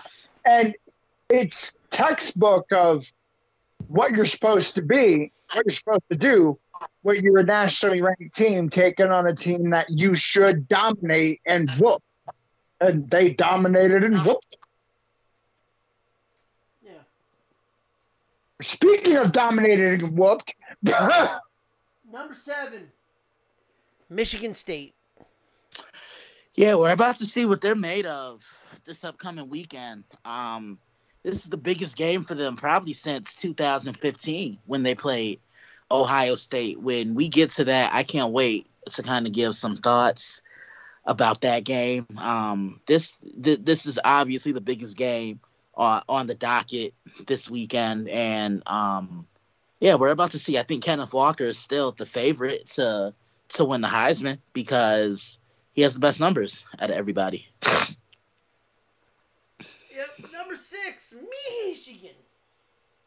Yeah, we're going to see who they are, too, these next couple of games. I know they have a game against Maryland this weekend. They cannot take the Terrapins lightly. They cannot look ahead to Ohio State, who they play next weekend, Thanksgiving weekend. They must keep their foot on the gas. They got to look ahead. They got to stay focused on what's in front of them. And I honestly think these next 2 games is going to depend on what Cade McNamara we see, because Michigan's going to run the football, but what are teams going to do? They're going to load that box up. They're going to sit guys at the line of scrimmage, and they're going to dare Cade McNamara to beat them, kind of like what Michigan State did, sitting guys on that line of scrimmage, bottling up the running lanes, and allowing Cade to beat you with his arm. I mean, he had a big game last weekend against Penn State. I mean, that's a gritty win. That's a gutsy win for them in Happy Valley.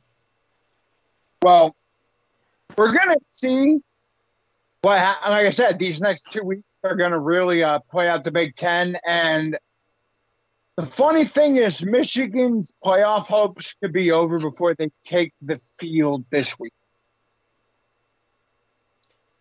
Well, that's if you have Sparty beating Ohio State. Yeah, that's what I'm saying. If Sparty beats Ohio State in the shoe, they jump to 4.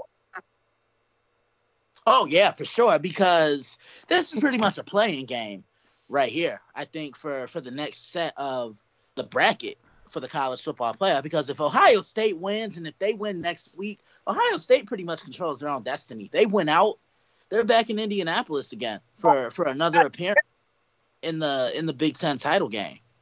Yeah, that's what I'm saying. I'm saying, like, Michigan, if Michigan State beats Ohio State in the shoe, Michigan's playoff hopes are dashed before they even take the field against Maryland.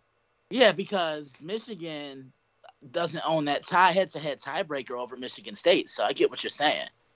Yeah, and then Michigan State has Penn State in East Lansing next week. Oh, wow. So Michigan State, for all intents and purposes, basically would win the Big Ten East.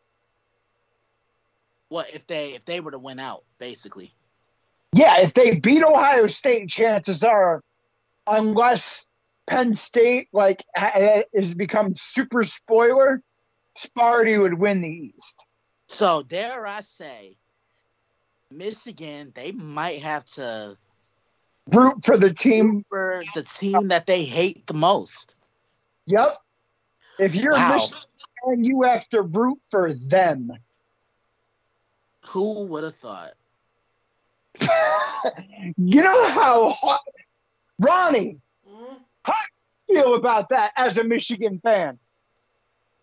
What, that I would have to root for them? For the good old shoe? Yeah, the team down south. Michigan. It's like your sister. Just like, Michigan. You stupid idiot. Listen, just listen to how calm I sound when I say it. Michigan. Stupid idiot. Like, that'd be like, John, do you know about the rivalry between Michigan and Ohio State? I've heard of that. I mean, I don't know the full details about it, but I have heard of it. John, let me tell you, this rivalry in college football. Look, I got my first chance. So you guys know I've been analyzing football 11 years now. I really got into analyzing college football. I want to say 2012-ish, right? I got my first chance to preview Michigan and Ohio State in 2016. Now, there was a lot on the line in that game because I believe, Chris, correct me if I'm wrong, I think Ohio State was ranked number 4 at that time, and Michigan, I believe, was ranked number 6. The game was at the shoe. There were some controversial calls in Ohio State. They were able to escape. Previewed the game in 2017, previewed it in 2018, in 2019. This is one of my favorite matchups to preview. As I like to say, it's kind of like the Duke and North Carolina of college football. It doesn't matter where these teams are ranked. It doesn't matter if they're ranked at all. But something's always on the line when these two teams play, whether it's a division title or simply bragging rights. And we didn't get this matchup last year because of COVID. So, I'm really looking forward to it. I will be previewing that on the site next week. And they go nuts. Like, basically, the week of the game in the state of Michigan, in the state of Ohio, especially Columbus. It's a code red. Any sign with an M, the M is crossed out. With a red X. With a red X. And in Michigan, anything with an O is crossed out with a blue X. Jesus. Yeah, that's how it is. Oh, they hate with a capital H each other. Yeah, So they kind of hate each other like I hate that certain quarterback, huh? They don't even refer to them as like Michigan and Ohio State. It's the team up north and the team down there. Mm-hmm. Yep. Like, and for the fact that Michigan has to root for them to win so they have a shot, that would be like, how can I put it? That'd be like Mets fans having to root for the Phillies to win. So you have a shot to I could never bring myself to do that. I'll tell you guys this, since we're on a quick topic of rivalries. In 2005, I actually rooted for the Red Sox when they played the White Sox. When the White Sox won the World Series that year, I rooted for the Boston Red Sox because I wanted them again in the ALCS, but both of us went home because we ended up losing to the Angels, and the Red Sox ended up being swept by the White Sox. Yeah. Sucks. For them, though. You feel dirty? Oh, absolutely. Like, what is it? I don't know how you can't. I don't know how you And can't. then I'll even tell you this. You guys know I'm a diehard North Carolina men's college basketball fan. Like I declare myself a Tar Heel. Like in the ACC conference tournament, I always find myself kind of wanting Duke to win so we can get them in the conference tournament because everybody knows the rivalry between North Carolina and Duke. They're separated by 6 miles, Tobacco Road. We don't like them. They don't like us. I call them that other school in North Carolina. Yeah. Yeah. And like I said before, Captain Stuntcock's squad had their big rivalry game this weekend. Uh-oh. No, they won it. They beat Florida State. Yeah, that was Right. Wait, who beat Florida State? Miami. No, Florida State beat Miami. What? Yeah. I thought Miami won. Nah, you don't know shit. Florida State.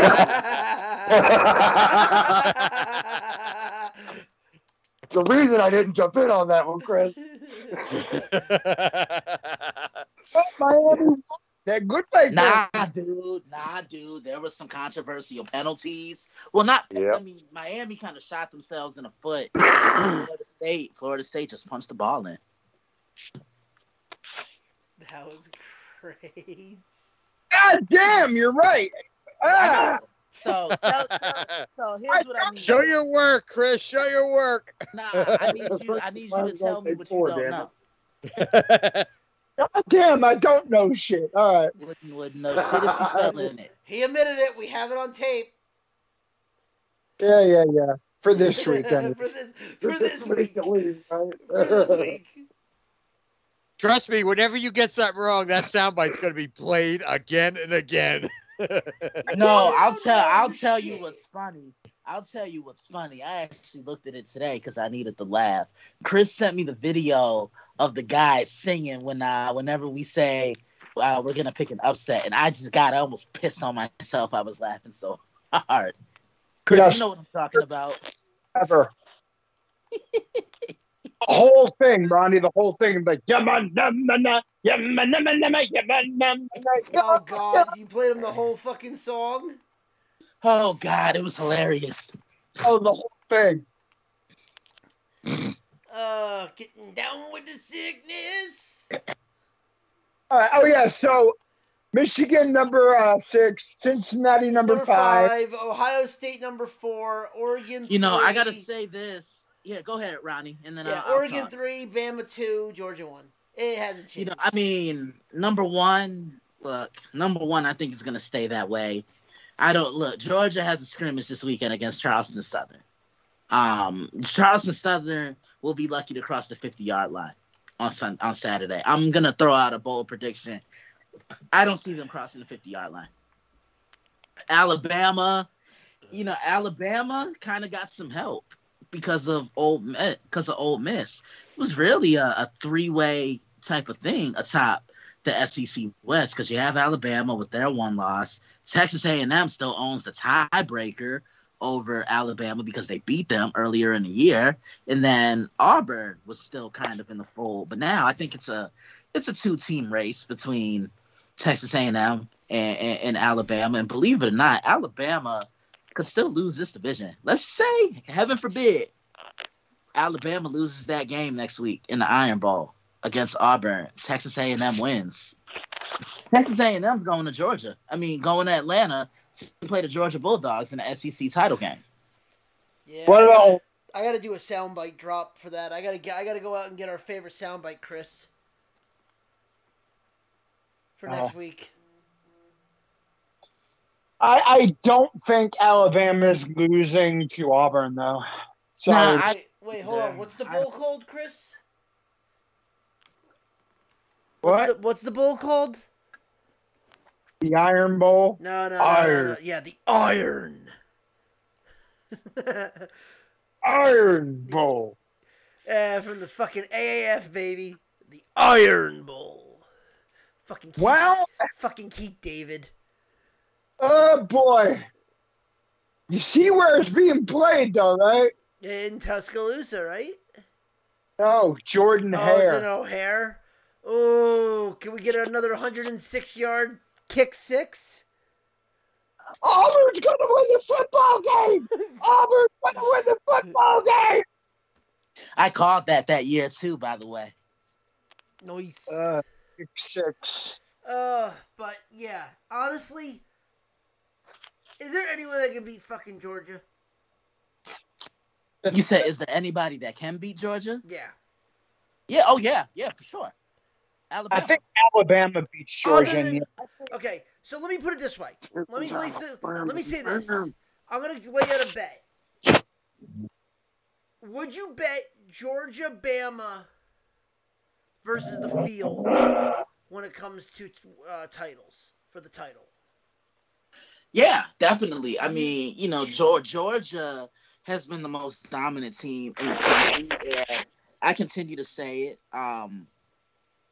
I honestly think this is their best shot to win a title. Like, the window has never been more wide open than what it is right now. And if they don't win it this year, it could be slim chances in the next couple of years that they win it. They have a great defense. Their offense has still been able to remain consistent, even with guys in and out the lineup. This is the best team Kirby's had in Athens, Ronnie. Yeah. And you look at Alabama on the other side, they have some issues. Let's just call it what it is. They have secondary issues. Florida exposed that, and Texas A&M exposed that. And go ahead. Now here's the other question. Now here's the big question. Bama loses. Do we finally see a 2-loss team in, or is Cincinnati in? No, I think Cincinnati will get in. Here's my thing. If they've never let a 2-loss team into the playoffs in previous years, why would they start doing it now? Even if they lose to Georgia by 3? Nah, that's not happening. I think there's gonna be a lot more shakeup, if we're being honest. So let's just paint the picture, okay? Yeah. Let's paint the scenario. Alabama does lose to Georgia in the SEC title game. Georgia would be the one, right? Yes. That's set in stone right there. Now, Ohio State, let's say they win their conference title, they would move up to the 2. Over Oregon. But yeah, that's true. So okay, here, let me start that over.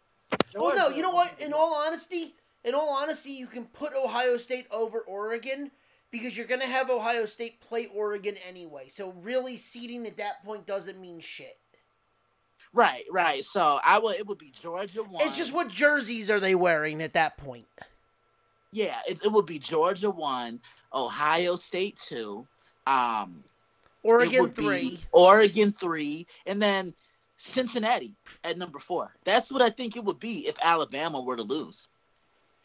All right, the thing is, the thing is, the committee, they ranked Houston. That Cincinnati's probably going to play in the American Conference title game. I think they already locked that in. I think that's already a lock. Yeah, the problem is, though, one of the things I was worried about, I was going to see it this top 25 if they were going to rank SMU. They didn't. So basically now that's become a style points game where Cincinnati can't have a war with SMU. They need to murder them. Well, in all honesty, I'm going to say it right now. They ain't beating Houston. So if they're really, not, we're just doing this as Alabama. Oh, sorry, go ahead. If Cincinnati loses, it's a moot point. Alabama will move to 4. What, 2 losses? Alabama.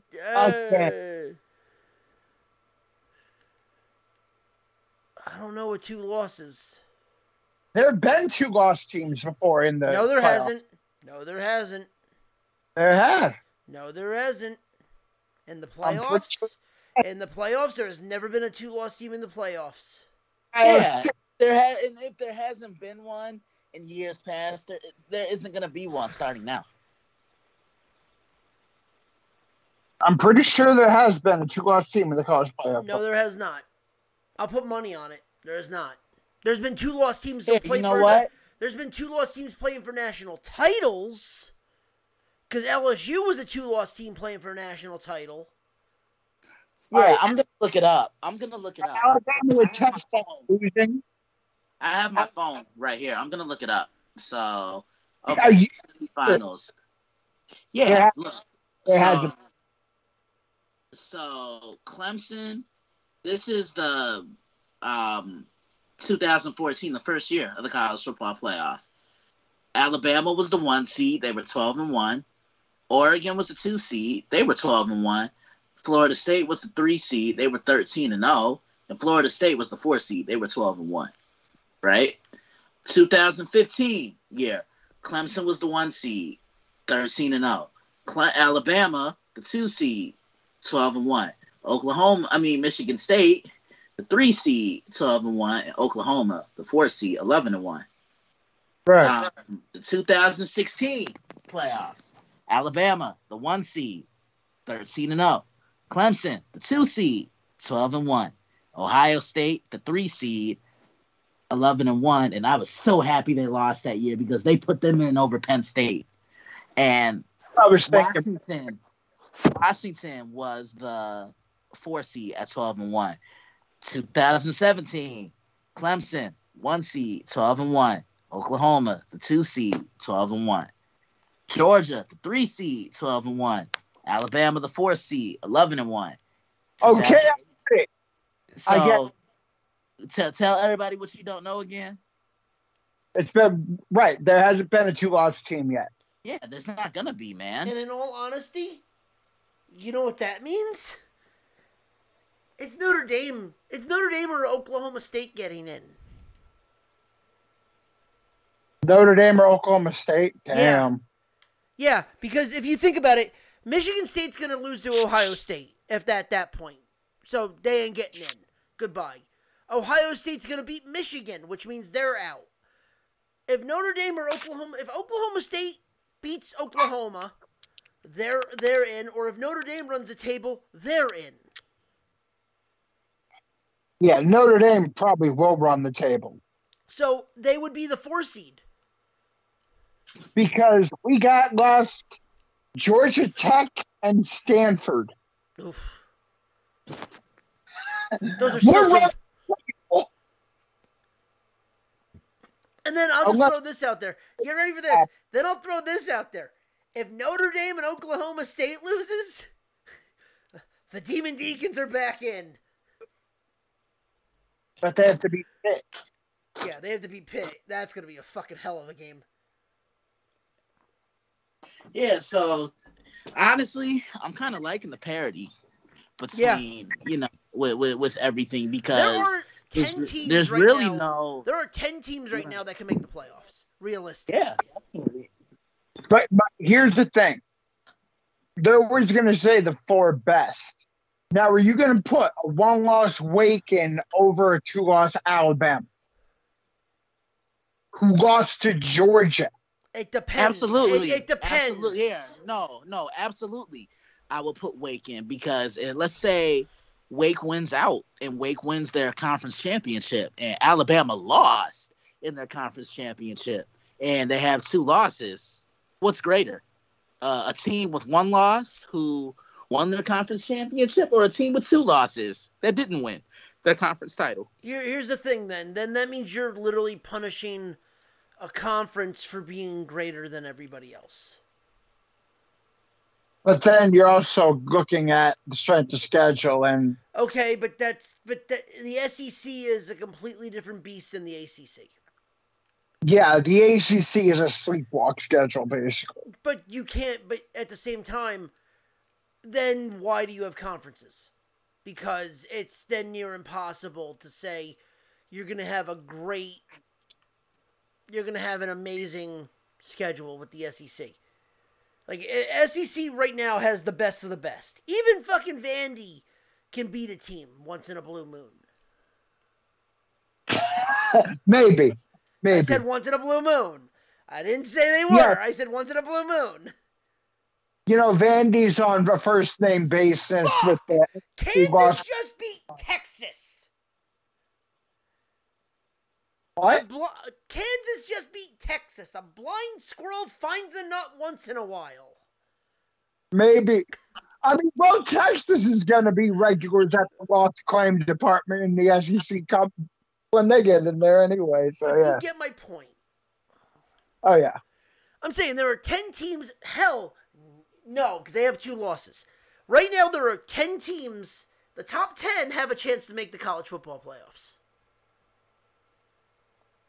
As much as I would love Notre Dame in there, me, with a clear conscience, if we got in over a 2-loss Alabama, I'd be like, we're lucky.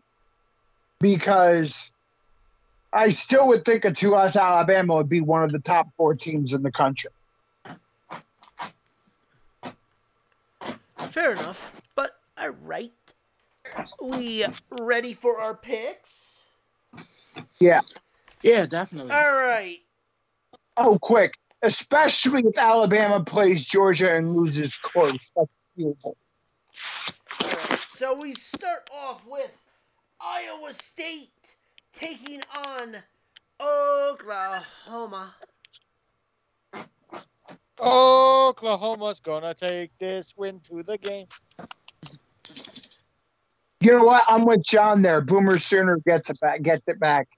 Yeah, they're going to come out angry. They're going to come out with a chip on their shoulder. I like the Oklahoma Sooners in this one. I think they're going to run that scoreboard up because they know last week that wasn't their style of football. Ryan? Yeah. Who are you taking, Iowa State or OK?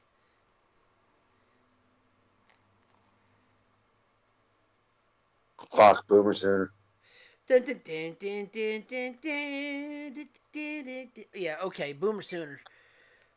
All right, Michigan State taking on the Suckeye State. This is a big noon game. Yep, give me the Suckeyes. Suckeyes. Give me the fuck boys. I would love Sparty to win just because it would throw a big fly in the ointment, but I have a feeling the Big Ten's going to be decided in Ann Arbor. Give me Ohio State. I'll say this before we get to everyone else.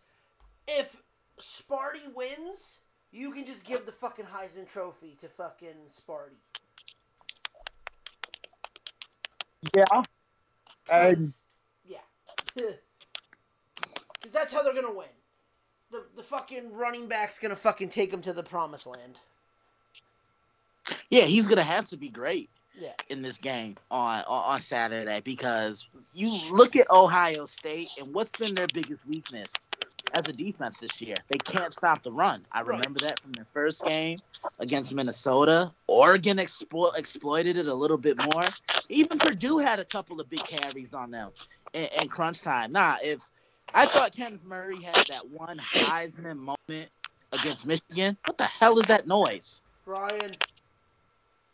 I'm just sitting here. Okay. I don't know. For some reason, I'm hearing. You know, Not even. Not me. I thought Kenneth Murray had that Heisman moment against Michigan where he scored the 5 touchdowns, but I think this would be that moment where you could just sign, seal, and deliver the trophy to him if he were to have a big game. But man, I just like what Ohio State is doing. They're running the ball. They're getting TreVeyon Henderson the ball a little bit more. Those receivers have been more consistent. Olave, Garrett Wilson, Jackson Smith, and Jigba. CJ Stroud looks more settled in, but it's been the defense that's also been kind of handling their business for Ohio State. I previewed this game on Saturday. Ronnie, you know what I'm doing. I'm doing a Kirk. All right, Ryan, who you taking? But Ronnie, sorry to interrupt you. I will say this though: you can write down who you think I'm taking. Yeah, I think you're taking the shoe. Ryan, shoe or Sparty? Shoe. I will never. The team down south or Ann Arbor. Did John get his pick in? Yes, he did. I already did. The Suck Eyes. Okay. All right, Wake Forest takes on Clemson. I'm going Clemson in this one. I think that's. I'm really gonna pick that one over. I'm giving that one a shot. Demon Deacons. You know what? I'm gonna go with Zombie Master. You know what? I'm gonna pick Clemson. Christian? Ronnie, I'm with you. I'm taking Wake Forest. I just think they have too much offense for that defense, and I don't know if Clemson has enough offense to keep themselves in that game. All right, well, Ryan, you are the tiebreaker. Clemson or Wake? Wake. Which is something I barely am right now. All right, well, we'll move this. Oh, boy. One of the greatest rivalry games besides the Iron Bowl and the SEC and the Egg Bowl, Arkansas takes on Alabama. I'm going to go Arkansas on that one. Uh-oh. Woo! What's the spread for this game? Roll Tide. Roll Tide, Chris? Yep, Roll Tide. Christian? I'm taking Bama, but I think Arkansas is going to play them tough because if you watch Alabama over the years when they weren't winning national championships and whatnot, who can tell me what their biggest weakness was as a defense? The run stop. No, they couldn't stop mobile quarterbacks. Yeah, that's true too. A mobile quarterback is coming to town in KJ Jefferson. Hopefully Saban can draw up a game plan where he can keep him in the pocket, but I'm going to take Alabama in this one. I think Bryce Young has another big game, and he continues to insert himself in that Heisman Trophy conversation. Yep. Ryan? 90 seconds. Thank you, Brenda. Oh, Ryan. Brenda. Arkansas, Bama. I don't. Ryan, do you need me to say it? Yes, please, Christian. Don't nobody care. All right. So, I'm taking Bama on this to win. The spread in this game is 21. This game... You think they cover? Oh, fuck yeah. 60 Give me seconds. Arkansas with the points, hands down. This might be one of my best bets tomorrow. Because this game always gets played super fucking tight. There's a rule. You never bet against Arkansas with the spread, and you never bet against Bama against the spread. It's like Bama, when it came to Arkansas, they run the ball. Bama went back to the run.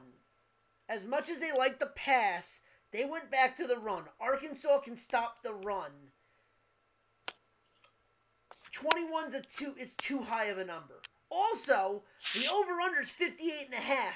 10 seconds. Hammer the under in that game.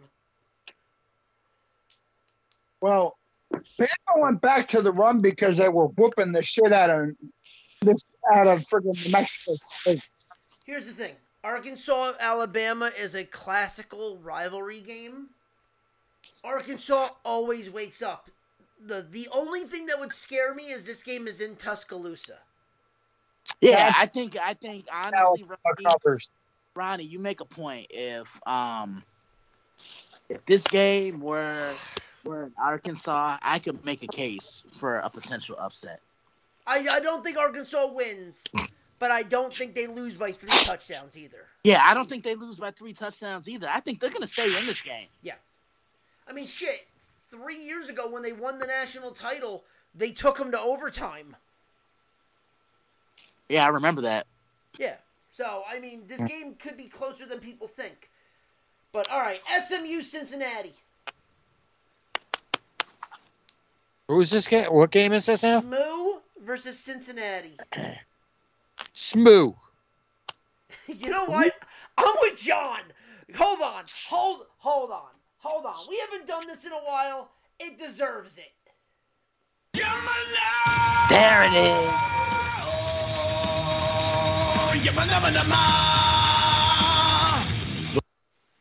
Yeah, SMU upset in Cincinnati. This game is going to fucking kill Cincinnati. I think Cincinnati wins, but like I said before, with SMU unranked, all of a sudden this has become a style points game for Cincinnati. And when you struggle win against Tulsa at home, and then you're expecting me to come play style points with SMU, nah. Cincinnati wins, but barely, and they find themselves at number 7 next week. Yeah, I'm with Chris. I'm taking Cincinnati. I think they're going to get all they can handle from SMU. Ryan? Smooth. All right. You ready for this fucking game? This was on the list, and I don't know why, but I know why, but I don't know why. UAB takes on UTSA. The Dragons take on the Roadrunners. Yes, John. Can you please do the honors? Ain't nobody care. You know what? There it say is. that, but it's one of the only undefeated teams left around. Ain't nobody care. You know what? Go ahead, Chris. UTSA looks good, but I'm gonna take UAB. I'm gonna take UAB. You and me are in the same boat. Christian? Ain't nobody care. All right. We'll just move on to the next one. By the way, the spread is 4.5. You're getting points with UAB, Chris. Actually, take the money line. Plus 175. And hammer the fucking over. It's 53. Nobody fucking plays defense in Conference USA. Unless it's Marshall. All right, the Raging Cajuns take on Liberty. Liberty. Liberty. What Chris and John just said. Ryan? I think he fell asleep. He's on mute. I'm taking Liberty also. Yeah, my dog's fucking annoying. Christian, the honors, please. Ain't nobody care. All right. Baylor takes on K-State. K-State. Woo! Baylor. It's in Manhattan. I'm actually with John. I'm going with the upset. I'm taking Kansas State. That just always seems to be a house of horror every time someone goes to play up there in Manhattan, Kansas. And this is one of those games where I could see Baylor going in, still celebrating the big win against the Oklahoma Sooners.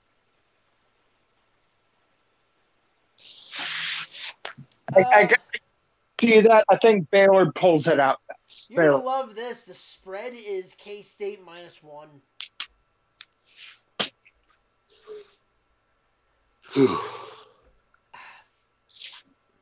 Unfortunately, I would love to take K-State here. I think I like the Baylor Bears.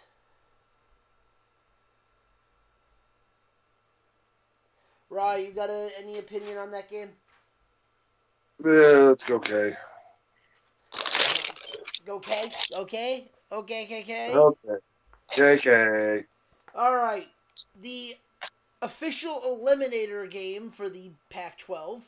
Oregon versus Utah. Is this a Pac-12 After Dark game? Utah, baby.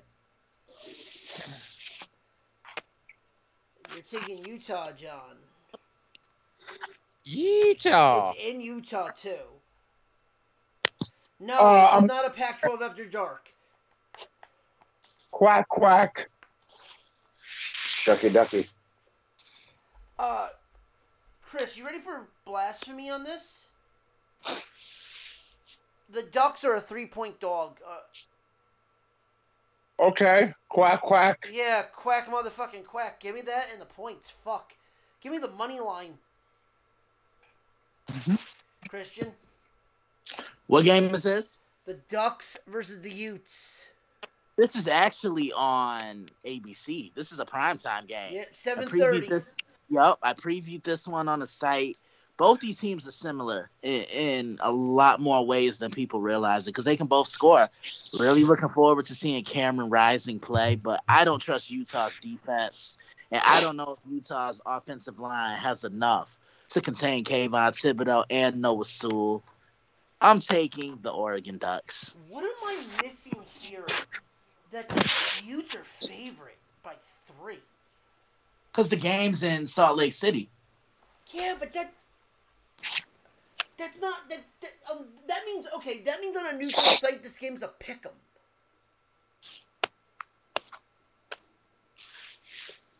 Just on that alone, just think about this. If this game is played on a neutral site, this game is a pick'em.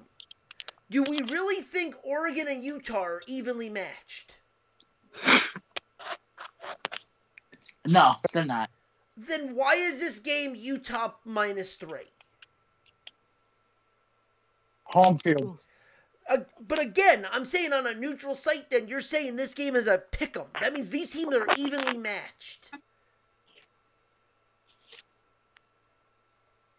That's not the case. This makes no sense. This spread makes no sense. Honestly, my number has this as Oregon. I know I'll talk about this more tomorrow. I have Oregon -3. This game on a neutral site would be Oregon -6 or 6.5. I think something doesn't add up here. I think people actually brought the line down. You know what? It opened. I'll do the probably Oregon up. Okay. And people went on Utah thinking that Utah's going to beat Oregon. I'll get into this. I'll find out in about 2 seconds, and I'll tell you. But we'll go to the next game. The Fighting Herms take on the Oregon State Beavers. Beaver cleavage, baby.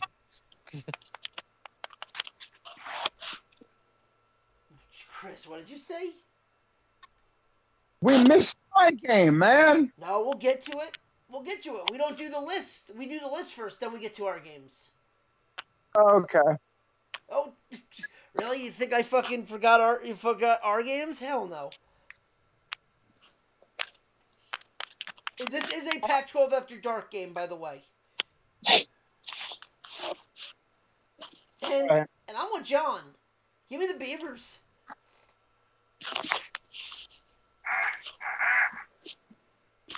Who is this again? The Fighting Herms versus the Beavers.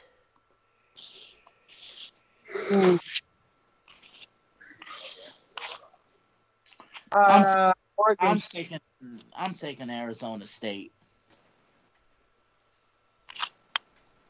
Chris, you said you were taking Oregon State? Well, you said it's in Corvallis, right? Yes, it is.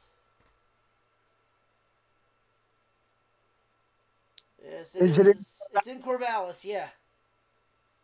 Give me the Beavers. Give me the Beavers. Ryan? I don't give a damn. Don't nobody care. I was gonna say you're taking a beaver that you never you're taking a beaver that you never liked. Sure. All right. Rutgers takes on Penn State. Are you crazy? I'm going Rutgers. I'm going Penn State. Yeah, I'm taking Penn State.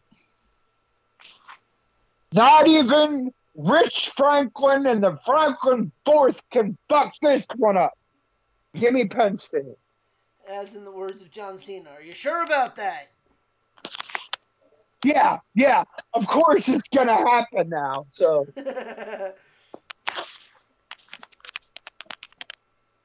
4th and 4.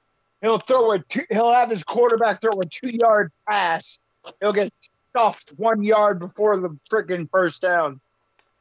All right. So quick to everybody's to your answer, Chris.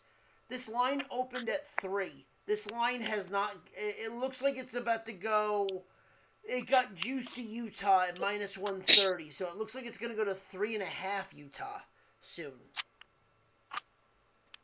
People are thinking way too much about Utah. Yeah. Dude, if this hits 3.5, this will be one of my best bets tomorrow.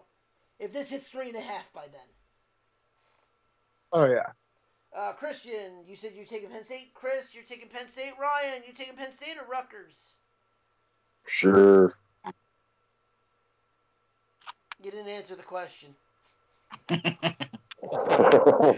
Ryan's getting tired, I can tell.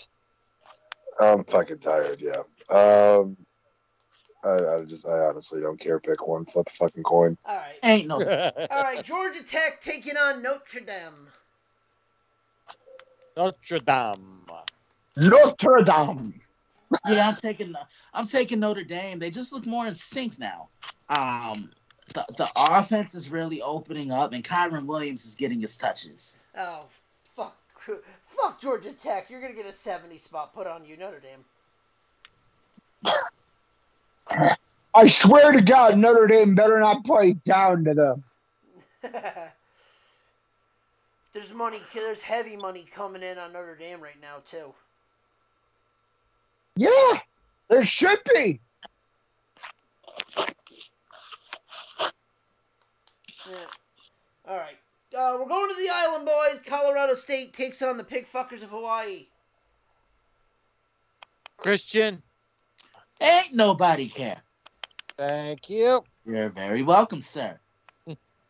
Christian, are you not giving a shit either, or are you taking Hawaii? Ain't nobody care. Okay. Go, Chris.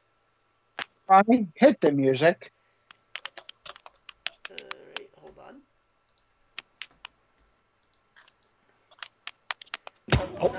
Try me, bitch.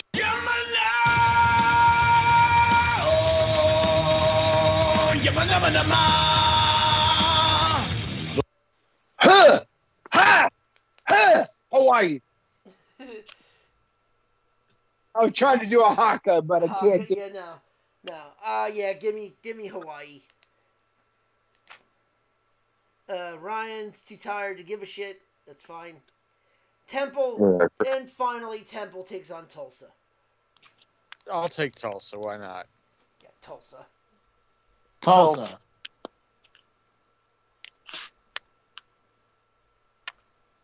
Ugh. Temple? Oh, God. Yeah. Tulsa. Tulsa. 22-point favorite. Yep. God. All right. Now we make our way to the NFL. You do. I'm going to make my way to bed. All right. Go to bed. All right, Rye. I'll catch you later. Happy birthday again, bud. Thanks, guys. I'll see you Monday. Yep, we'll see you Monday. Unless you want to join me tomorrow. Potentially. Okay. All right, later, guys. Yep. All right, man. All right, let's wrap this up with our NFL picks. And oh boy, do we have some doozies? All right, let's hear it. All right, so we kick off with the Thursday night game. New England is a 7-point favorite over the Atlanta Falcons. The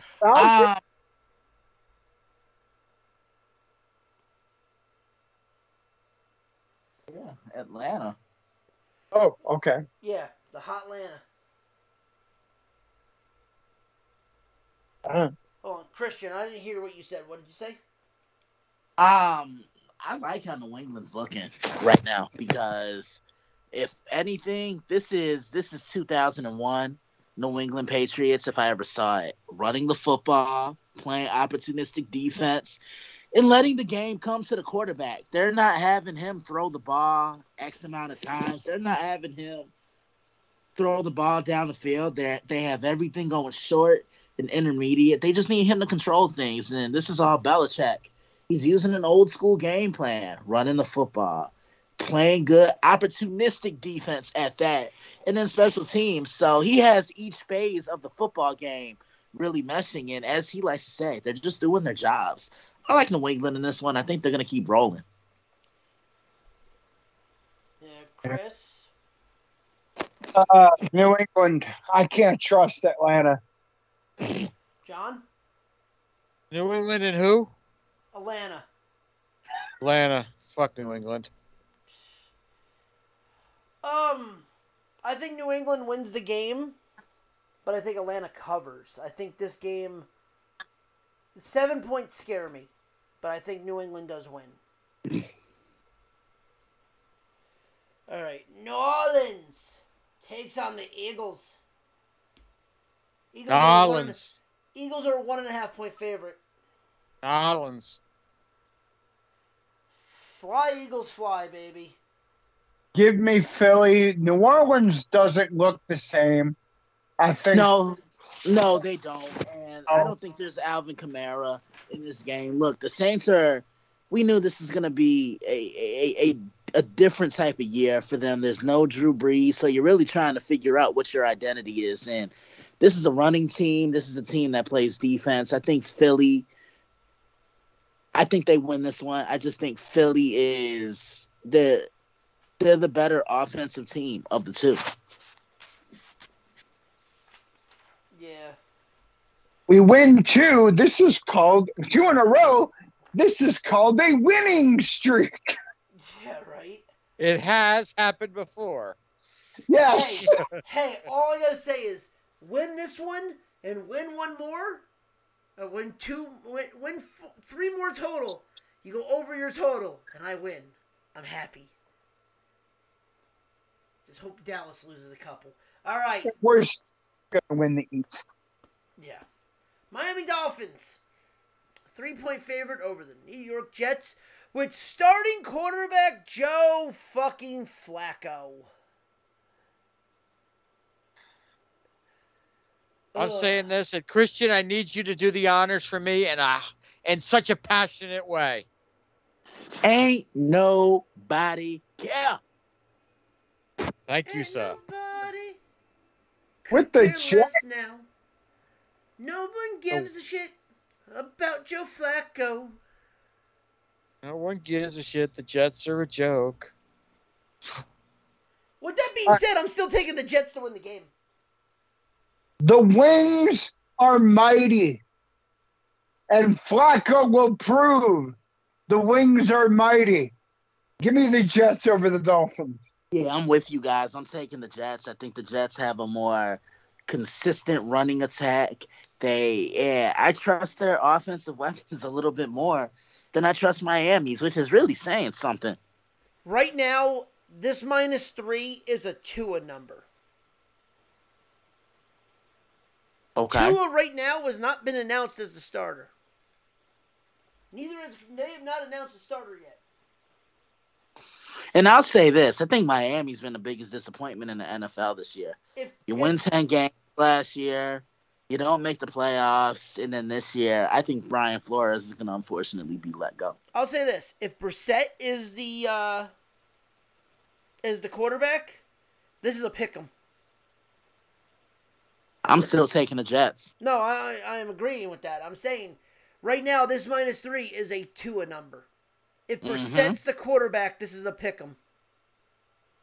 I think the Jets win the game, but what scares me is that when Miami realizes they can play football, they put up points in a hurry like they did against the Ravens. Oh, then you want the over because the over's 44.5. The Jets are a hapless bunch of losers right now. They can't get out of their own way. You know, Matt White comes in and has a beautiful game. Mike White, whatever. Who cares? Not like he's going to be here that much longer anyway. Oh, he's going to be here a lot longer than you think. He has one great game, and then he stinks up the joint. Hence why he's a backup. Yeah, I just have no faith in this. I'm starting to lose faith in this team again. I mean, because I'm going to tell you guys, I was out there on Sunday, right? I'm watching that game with my great uncle. And, God, they just shoot themselves in the foot at the most inopportune times because they were pushing the ball down the field. And all of a sudden, you just see Corey Davis fumble the ball. Like, just gets it knocked out. I'm like, where's the security of the ball? Hold on to the ball. Well, it's like they just don't care. No, the one thing is they do care. The defense has been playing like shit. The offense actually has a lot of bright spots to it. I'll tell you, that running back, that kid, what's his name? Carter the third? Yeah. Yeah.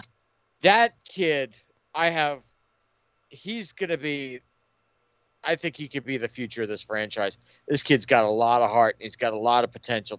I could see this kid being a fucking superstar. If he's given the right tools and the right players around him, he could be a fucking superstar. I'm calling it now. Oh, definitely.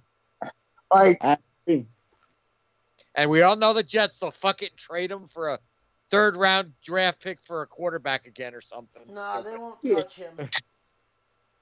I was looking at White against the Bengals, 405 yards, 3 touchdowns, and then against the Bills because he was hurt against the Colts. Yikes. Yeah, well, he's also pushing against a team. He's pushing shit downfield in a double coverage that he's trying to play from behind. So he's doing a rookie mistake. Right.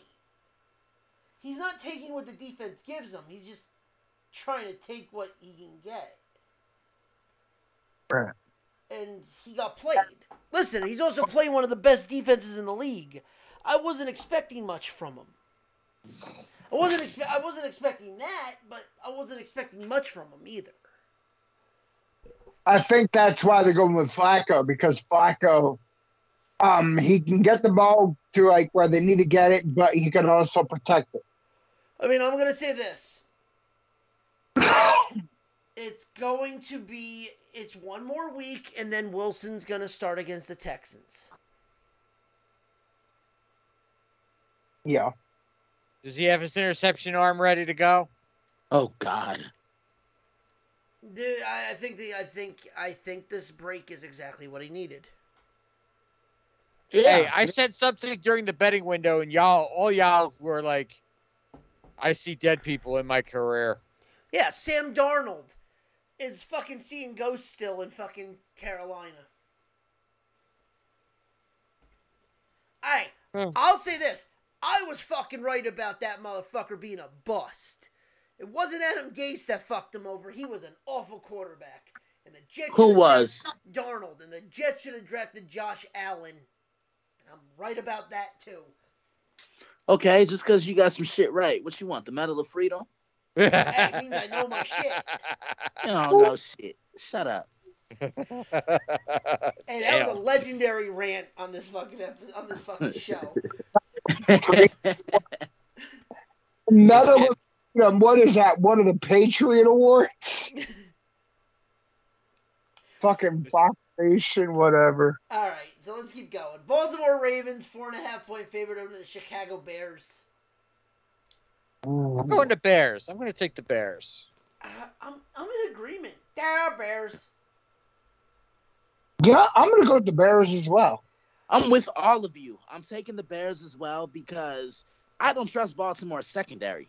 And when Baltimore, you saw it last Thursday, when they get down, they stay down. Body language really says a lot to me. And this is the game where I think Justin Fields can further exploit that Ravens secondary. I'm attacking Marlon Humphrey left and right, up and down the field.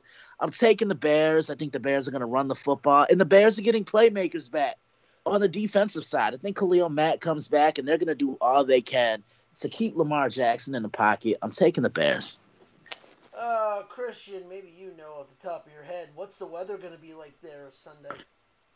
Here, I could look it up. Man, you never know. Just a couple weeks ago on a Monday, it was 65, and then at the end of the week, it was snowing. Because I know coming across the Midwest, there might be snow coming your way. Well, it's gonna be here. Let me go to Chicago and let me see. How about I could just clear On it off? Sunday, it's gonna be 47 with a 30% chance of rain. So not cold as fuck, but cold. No, but it's enough that it's gonna be a run. It's gonna be a running game. Oh, definitely. So, yeah. Also, if it does, hammer the under. The over/under is 45. This one you're going to be surprised at what I'm about to say. Detroit Lions, after their tie against the Pittsburgh Steelers, goes on against the Cleveland Browns. There will be snow, apparently, in Cleveland. Give me Detroit. I'm going to take the Steamers. You mean Detroit and who is it? The Cleveland Steamers. Cleveland.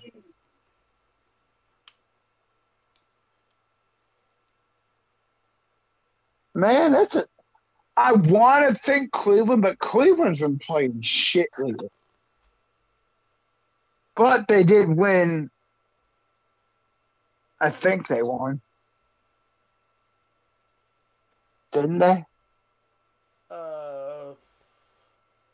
No, they got murdered. They lost. They got fucking murdered. Yeah, they beat the Bengals. Yeah. You know what? I'm going for another tie. I'm taking Cleveland. I think they get it together. There's snow in the forecast in Cleveland, too, so I like that. Especially 11.5 in the under. It's good. That game's going to be a fucking slog.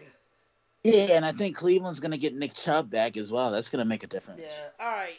Houston takes on Tennessee. Give me Tennessee. Tennessee, best team in the AFC right now. Yeah, right now. They are the best team in the AFC. I love what they did against the Rams a couple of weeks ago. Just had to escape. Look, they're not winning pretty, but they're still winning football games. And the running game doesn't have to do what Derrick Henry would do. They just have to get those yards and open up the field for Ryan Tannehill and those weapons on the outside. I like Tennessee in this one. Yep. All right, let's burn through a couple of these real quick. Indy Buffalo. Indy Buffalo? Yep. In Buffalo, right? It's in Buffalo. It's in Orchard. Give me Buffalo. Taking Buffalo as well. Previewed this one on the site. Both these teams are a lot more similar than I think people really understand because they both pride themselves on getting takeaways. But I don't know if Indy's defense has enough to keep up with the Buffalo Bills. And Buffalo, their defense, they're going to force Carson Wentz to beat them. I'm definitely taking the Buffalo Bills. Yep. Circle the wagon, boys. Nobody circles the wagons like the Buffalo Bills. All right, Green Bay taking on Minnesota, eh? Don't you know? I'll take Green Bay. I'm going to take Green Bay. Wait, hold on. Sorry, Chris, I don't mean to cut you off. John, when the fuck did the Packers go from a Minnesota accent to a fucking Irish accent? I'm being funny. I'm being sarcastic. All right, go ahead, Chris. Green Bay. I still can't believe the Packers are allowing Rodgers on the sidelines without wearing a mask after all that shit. I mean, it is what it is right now, but give me go Pack go. I'm taking the Packers. This could be one of those letdown games, to be honest, and if it is, you heard it here first. Because look at you see who the Packers have on their schedule right after this game, right? Who's next on their list? The Rams. With no Odell Beckham? Yeah, pretty much. No Odell Beckham. No Odell Beckham. God, Ronnie, you ain't shit. God. I mean, proposed to another kicking net. Yeah, definitely. Yeah, I like Green Bay, but I'll say this. I'm still trying to figure out their defense because I don't trust it. Like, Chris, correct me if I'm wrong here, but it just seems like it just seems like that moment where the Packers defense is going to slip up, it's right around the corner. Like, it's knocking at the door. It's just waiting to insert itself. I do like Green Bay, but I think Minnesota makes it interesting. Like, everybody wants to blame Kirk Cousins, but Kirk Cousins is actually having a good year. Like that game against Baltimore a few weeks ago. Everybody wanted to blame Kirk Cousins, and I said, no, you can't blame him. Due to the simple fact, he kept them in the game. Kirk doesn't play defense. Hey, Chris, is it ironic that the guy that was bitching about not wearing a mask is actually more compliant than the guy that's not wearing a mask for the other team?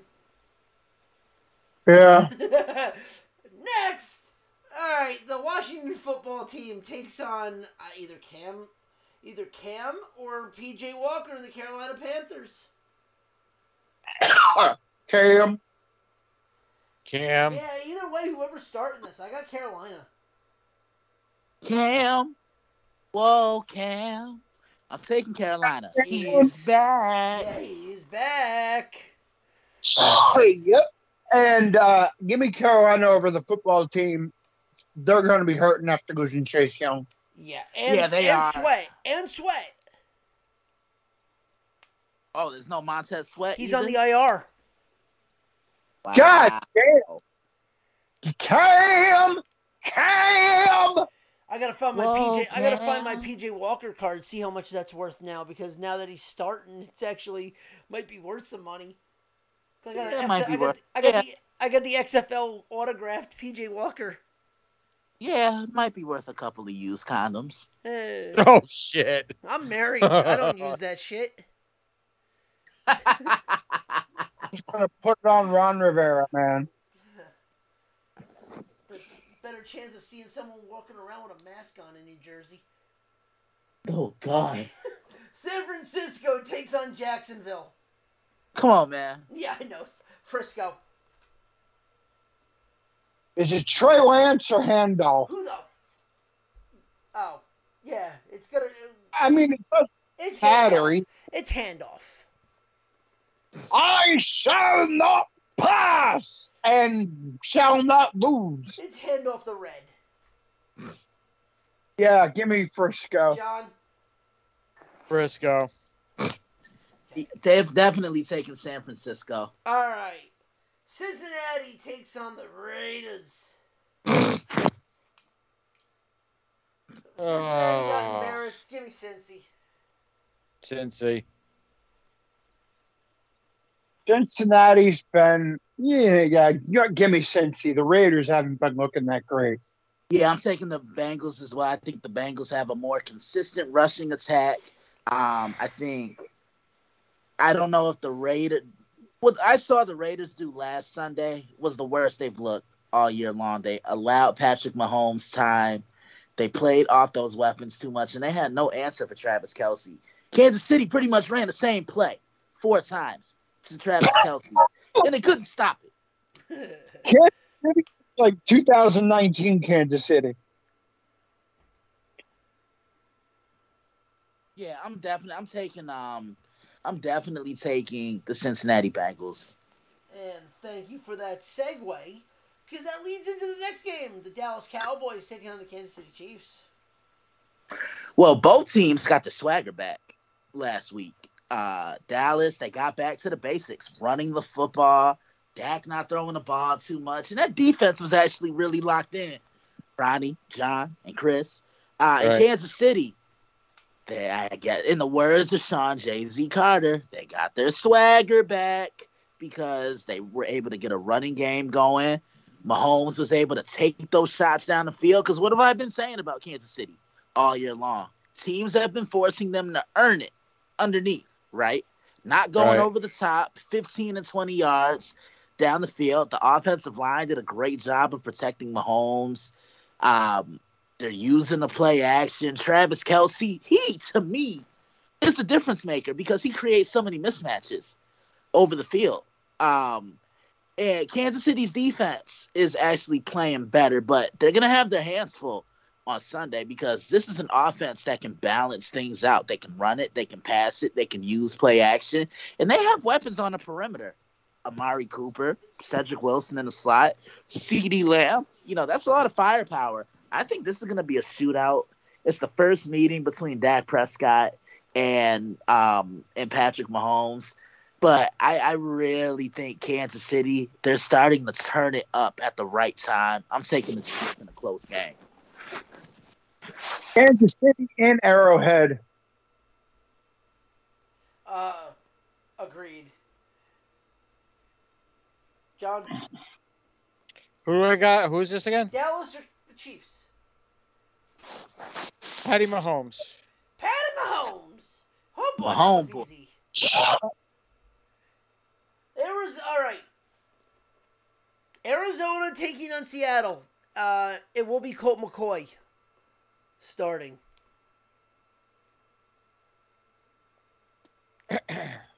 Let Russ cook. Arizona at Seattle? At Seattle, and Colt McCoy will be playing. No, what's his name? No Murray at quarterback. Seattle. Yep. Yeah, I'm taking Seattle as well. They're gonna recover. They're gonna regroup nicely. They know they didn't look good last week.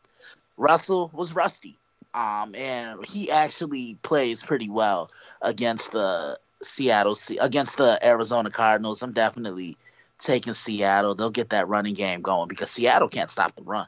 John, what about you? Seattle, baby. Yeah. Unfortunately, I would love to be the one that says the Arizona Cardinals would beat them because that just helps the Jets out more. But no. Russ versus Colt McCoy. Russ wins. Russ cooks. Russ Wilson beats Colt McCoy 100% of the time. Yeah, exactly. All right. Second to last game. Now, this is interesting. Pittsburgh taking on the Chargers. Now, reported today, Ben questionable.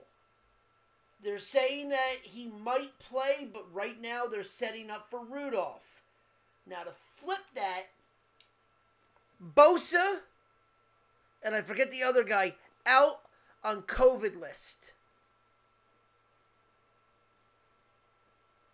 Minka Fitzpatrick. Was it Fitzpatrick was the other one for the Chargers? Yeah, he's out for the I don't know who it was who was out. for the Chargers, but I know Minka Fitzpatrick's going to be out for the Steelers because he's on the COVID list. Okay. I know Bosa's out for the Chargers, though. Here, you want me to look it up to see who else for the Chargers? Yeah, you want to look it up? Yeah, man. Yeah, I'm looking it up right now. Make sure that's fair. Chargers COVID list. Let's see. Jerry Tillery is also. Tillery. Yep. I think with all that, your offense is still powerful. You're in SoFi. Your offense is still pretty much intact. I still like the Chargers. Is Roethlisberger back? No. As of right, they're saying he is, but it looks like Rudolph will be starting at quarterback. Then give me the Chargers, because the people the Chargers are missing is on defense. It doesn't stand for their offense. Yeah, I agree. And you're going to see just how vital of a piece Minka Fitzpatrick is to the Steelers secondary. He's the best secondary player the Steelers have had since the days of Troy Polamalu, because after Troy retired, they didn't really have a tone setter in the back end, and that's what Minka does, because he does a little bit of everything. You can line him up in the box. He can pick up slot receivers. He can pick up running backs in a flat. And I just see Justin Herbert and the Chargers attacking that open spot in the Steelers secondary. That's a huge hole that cannot be pasted up. I'm taking the Chargers. I just think the Chargers have too much firepower offensively. Keenan Allen, Mike Williams, Guyton, Austin Eckler, I think, will have a big game as well. Chargers, I'm taking. Go Chargers. Go Chargers. And finally, your Monday night game. The New York Giants takes on the fuckboys of Tampa Bay. John, don't even answer. You're taking the Giants. Shut up. Just shut up. Thank you. The Giants and the Bucks. Yep, is your Monday night teabag. In Tampa? In Tampa. Dude, they should just call this game the Z-Quill game, because everyone's going to be fucking asleep.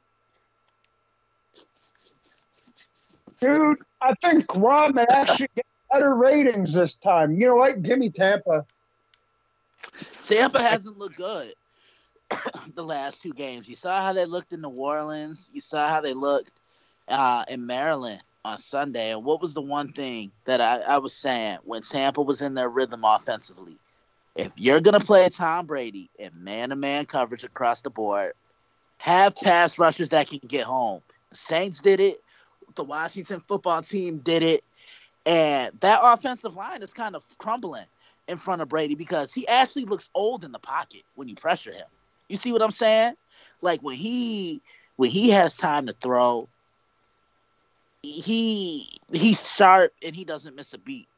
But when you get him off his rhythm, get him off his rocker, you get him off his spot, and you discombobulate him, bad things can happen.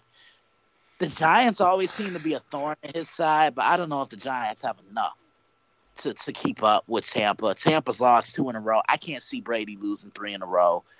I'm taking the Buccaneers. Yeah, Brady gets the monkey off his back and finally beats the Giants again. All I know is you said something before, and it's like I quote Dennis Leary, NyQuil, NyQuil, NyQuil, we love you. Oh, dude, this game is going to be over by halftime, and everyone's going to turn off the fucking television and go to sleep. The only reason we'll probably still be watching it is because we'll be doing the show on Monday. Raw's going to get better ratings. And hence why I got 3 televisions. Damn. But they may yes. actually But yes, with that being said, thank you for listening to our show. If you like what you heard, please go and follow us on all social media accounts under the Nerdport Network. Follow us individually on Twitter at F and Ronnie. At ChipSenexC. At the Zombie Master. You can follow me on Twitter at Daily Blitz _61. You can follow my personal page as well, which is at NY's Finest 90. Log on to the website, which is thedailyblitz.blog. Follow us on Twitter, as I just said, at the Daily Blitz _61. Like the Facebook fan page. Go to facebook.com and in the search box type in the Daily Blitz and hit that thumb. Like the Facebook fan page, and you can follow us on Instagram at the Daily Blitz _61. And while I'm here, I want to take this moment, and I'll say it again later in the week. I want to thank everybody who's reached out to check on me after the loss of my grandmother. It hasn't been easy. Football has really been an afterthought. I watched the games on Sunday with my family, which was very much needed, and I wasn't even in analyst mode at that time. I didn't even record What's on Tap, which is on my Instagram page. Didn't even release power rankings. I just kind of watched it because it was just kind of an afterthought to me. So from the bottom of my heart, on behalf of my family, thank you very much for your love and your support during this difficult time. We got you, man. We got you back, man. Thank you. And like I said, too, if anyone wants to reach out, and if anyone has any questions for the show, I know Christian's got something under his page, under the... I do. Don't forget, you forgot Ryan's handle. I got him, too. So I'll close out with that. But go ahead, Christian. Yeah, I do. You guys know I take phone calls from Monday Evening Quarterback. Hopefully I can get back to some tomorrow and up until Monday. So Chris, you got to be on for sure. John, if you want to come on, you're more than welcome, and the same for you, Ronnie, and the same goes for Ryan as well. The doors at MEQ are always open to you guys. Yes. And I have a question. Are we doing the show next Wednesday, or are we doing it Tuesday? Wednesday. Okay. Wait, what? Oh, you're not gonna. Chris is not gonna be here. Yeah, I will not be there. I will be rocking out. So, Ronnie, why don't we just do it on Tuesday? If we can, no, we got to record stuff for Tuesday. We might. Well, no, we might not start that week because we need to get. I need to get that. We got to start. We got to really get that stuff going, though. I need to start getting that. I need you. You need to either I need to buy it, or you need to send me that movie. What? Christmas Vacation 2? Yeah. I got it. I'll get it too. You got to get me those other videos too. I just finished recording Full Gear, so you're good. So when are you going to send them out? Well, after I finish editing them. So you'll probably get them this week. All right. Yep. And with that being said too, oh yes, and also follow Ryan under his Twitter at StuntcockSTL. And if you have any individual questions for either the Monday show or the Wednesday show, please put it under the Q&A on TikTok under the Nerdport Network, or a link that we have in our Instagram under the Nerdport Network. All of the stuff is under the same name, or the Facebook page. Same thing. That being said, please join me back here tomorrow for the betting window as I take a deeper dive into the world of the betting world of the NFL and college football, maybe some basketball, see what's going on for the weekend. I had a good week, even though coming back from Pennsylvania, I still went 4 for 4 last week in college football. Nice. Yeah, it was very nice, especially when you barely get away with an Oregon win. And with that being said, thank you for listening. That is our show, and we will see you next time. Absolutely. See ya.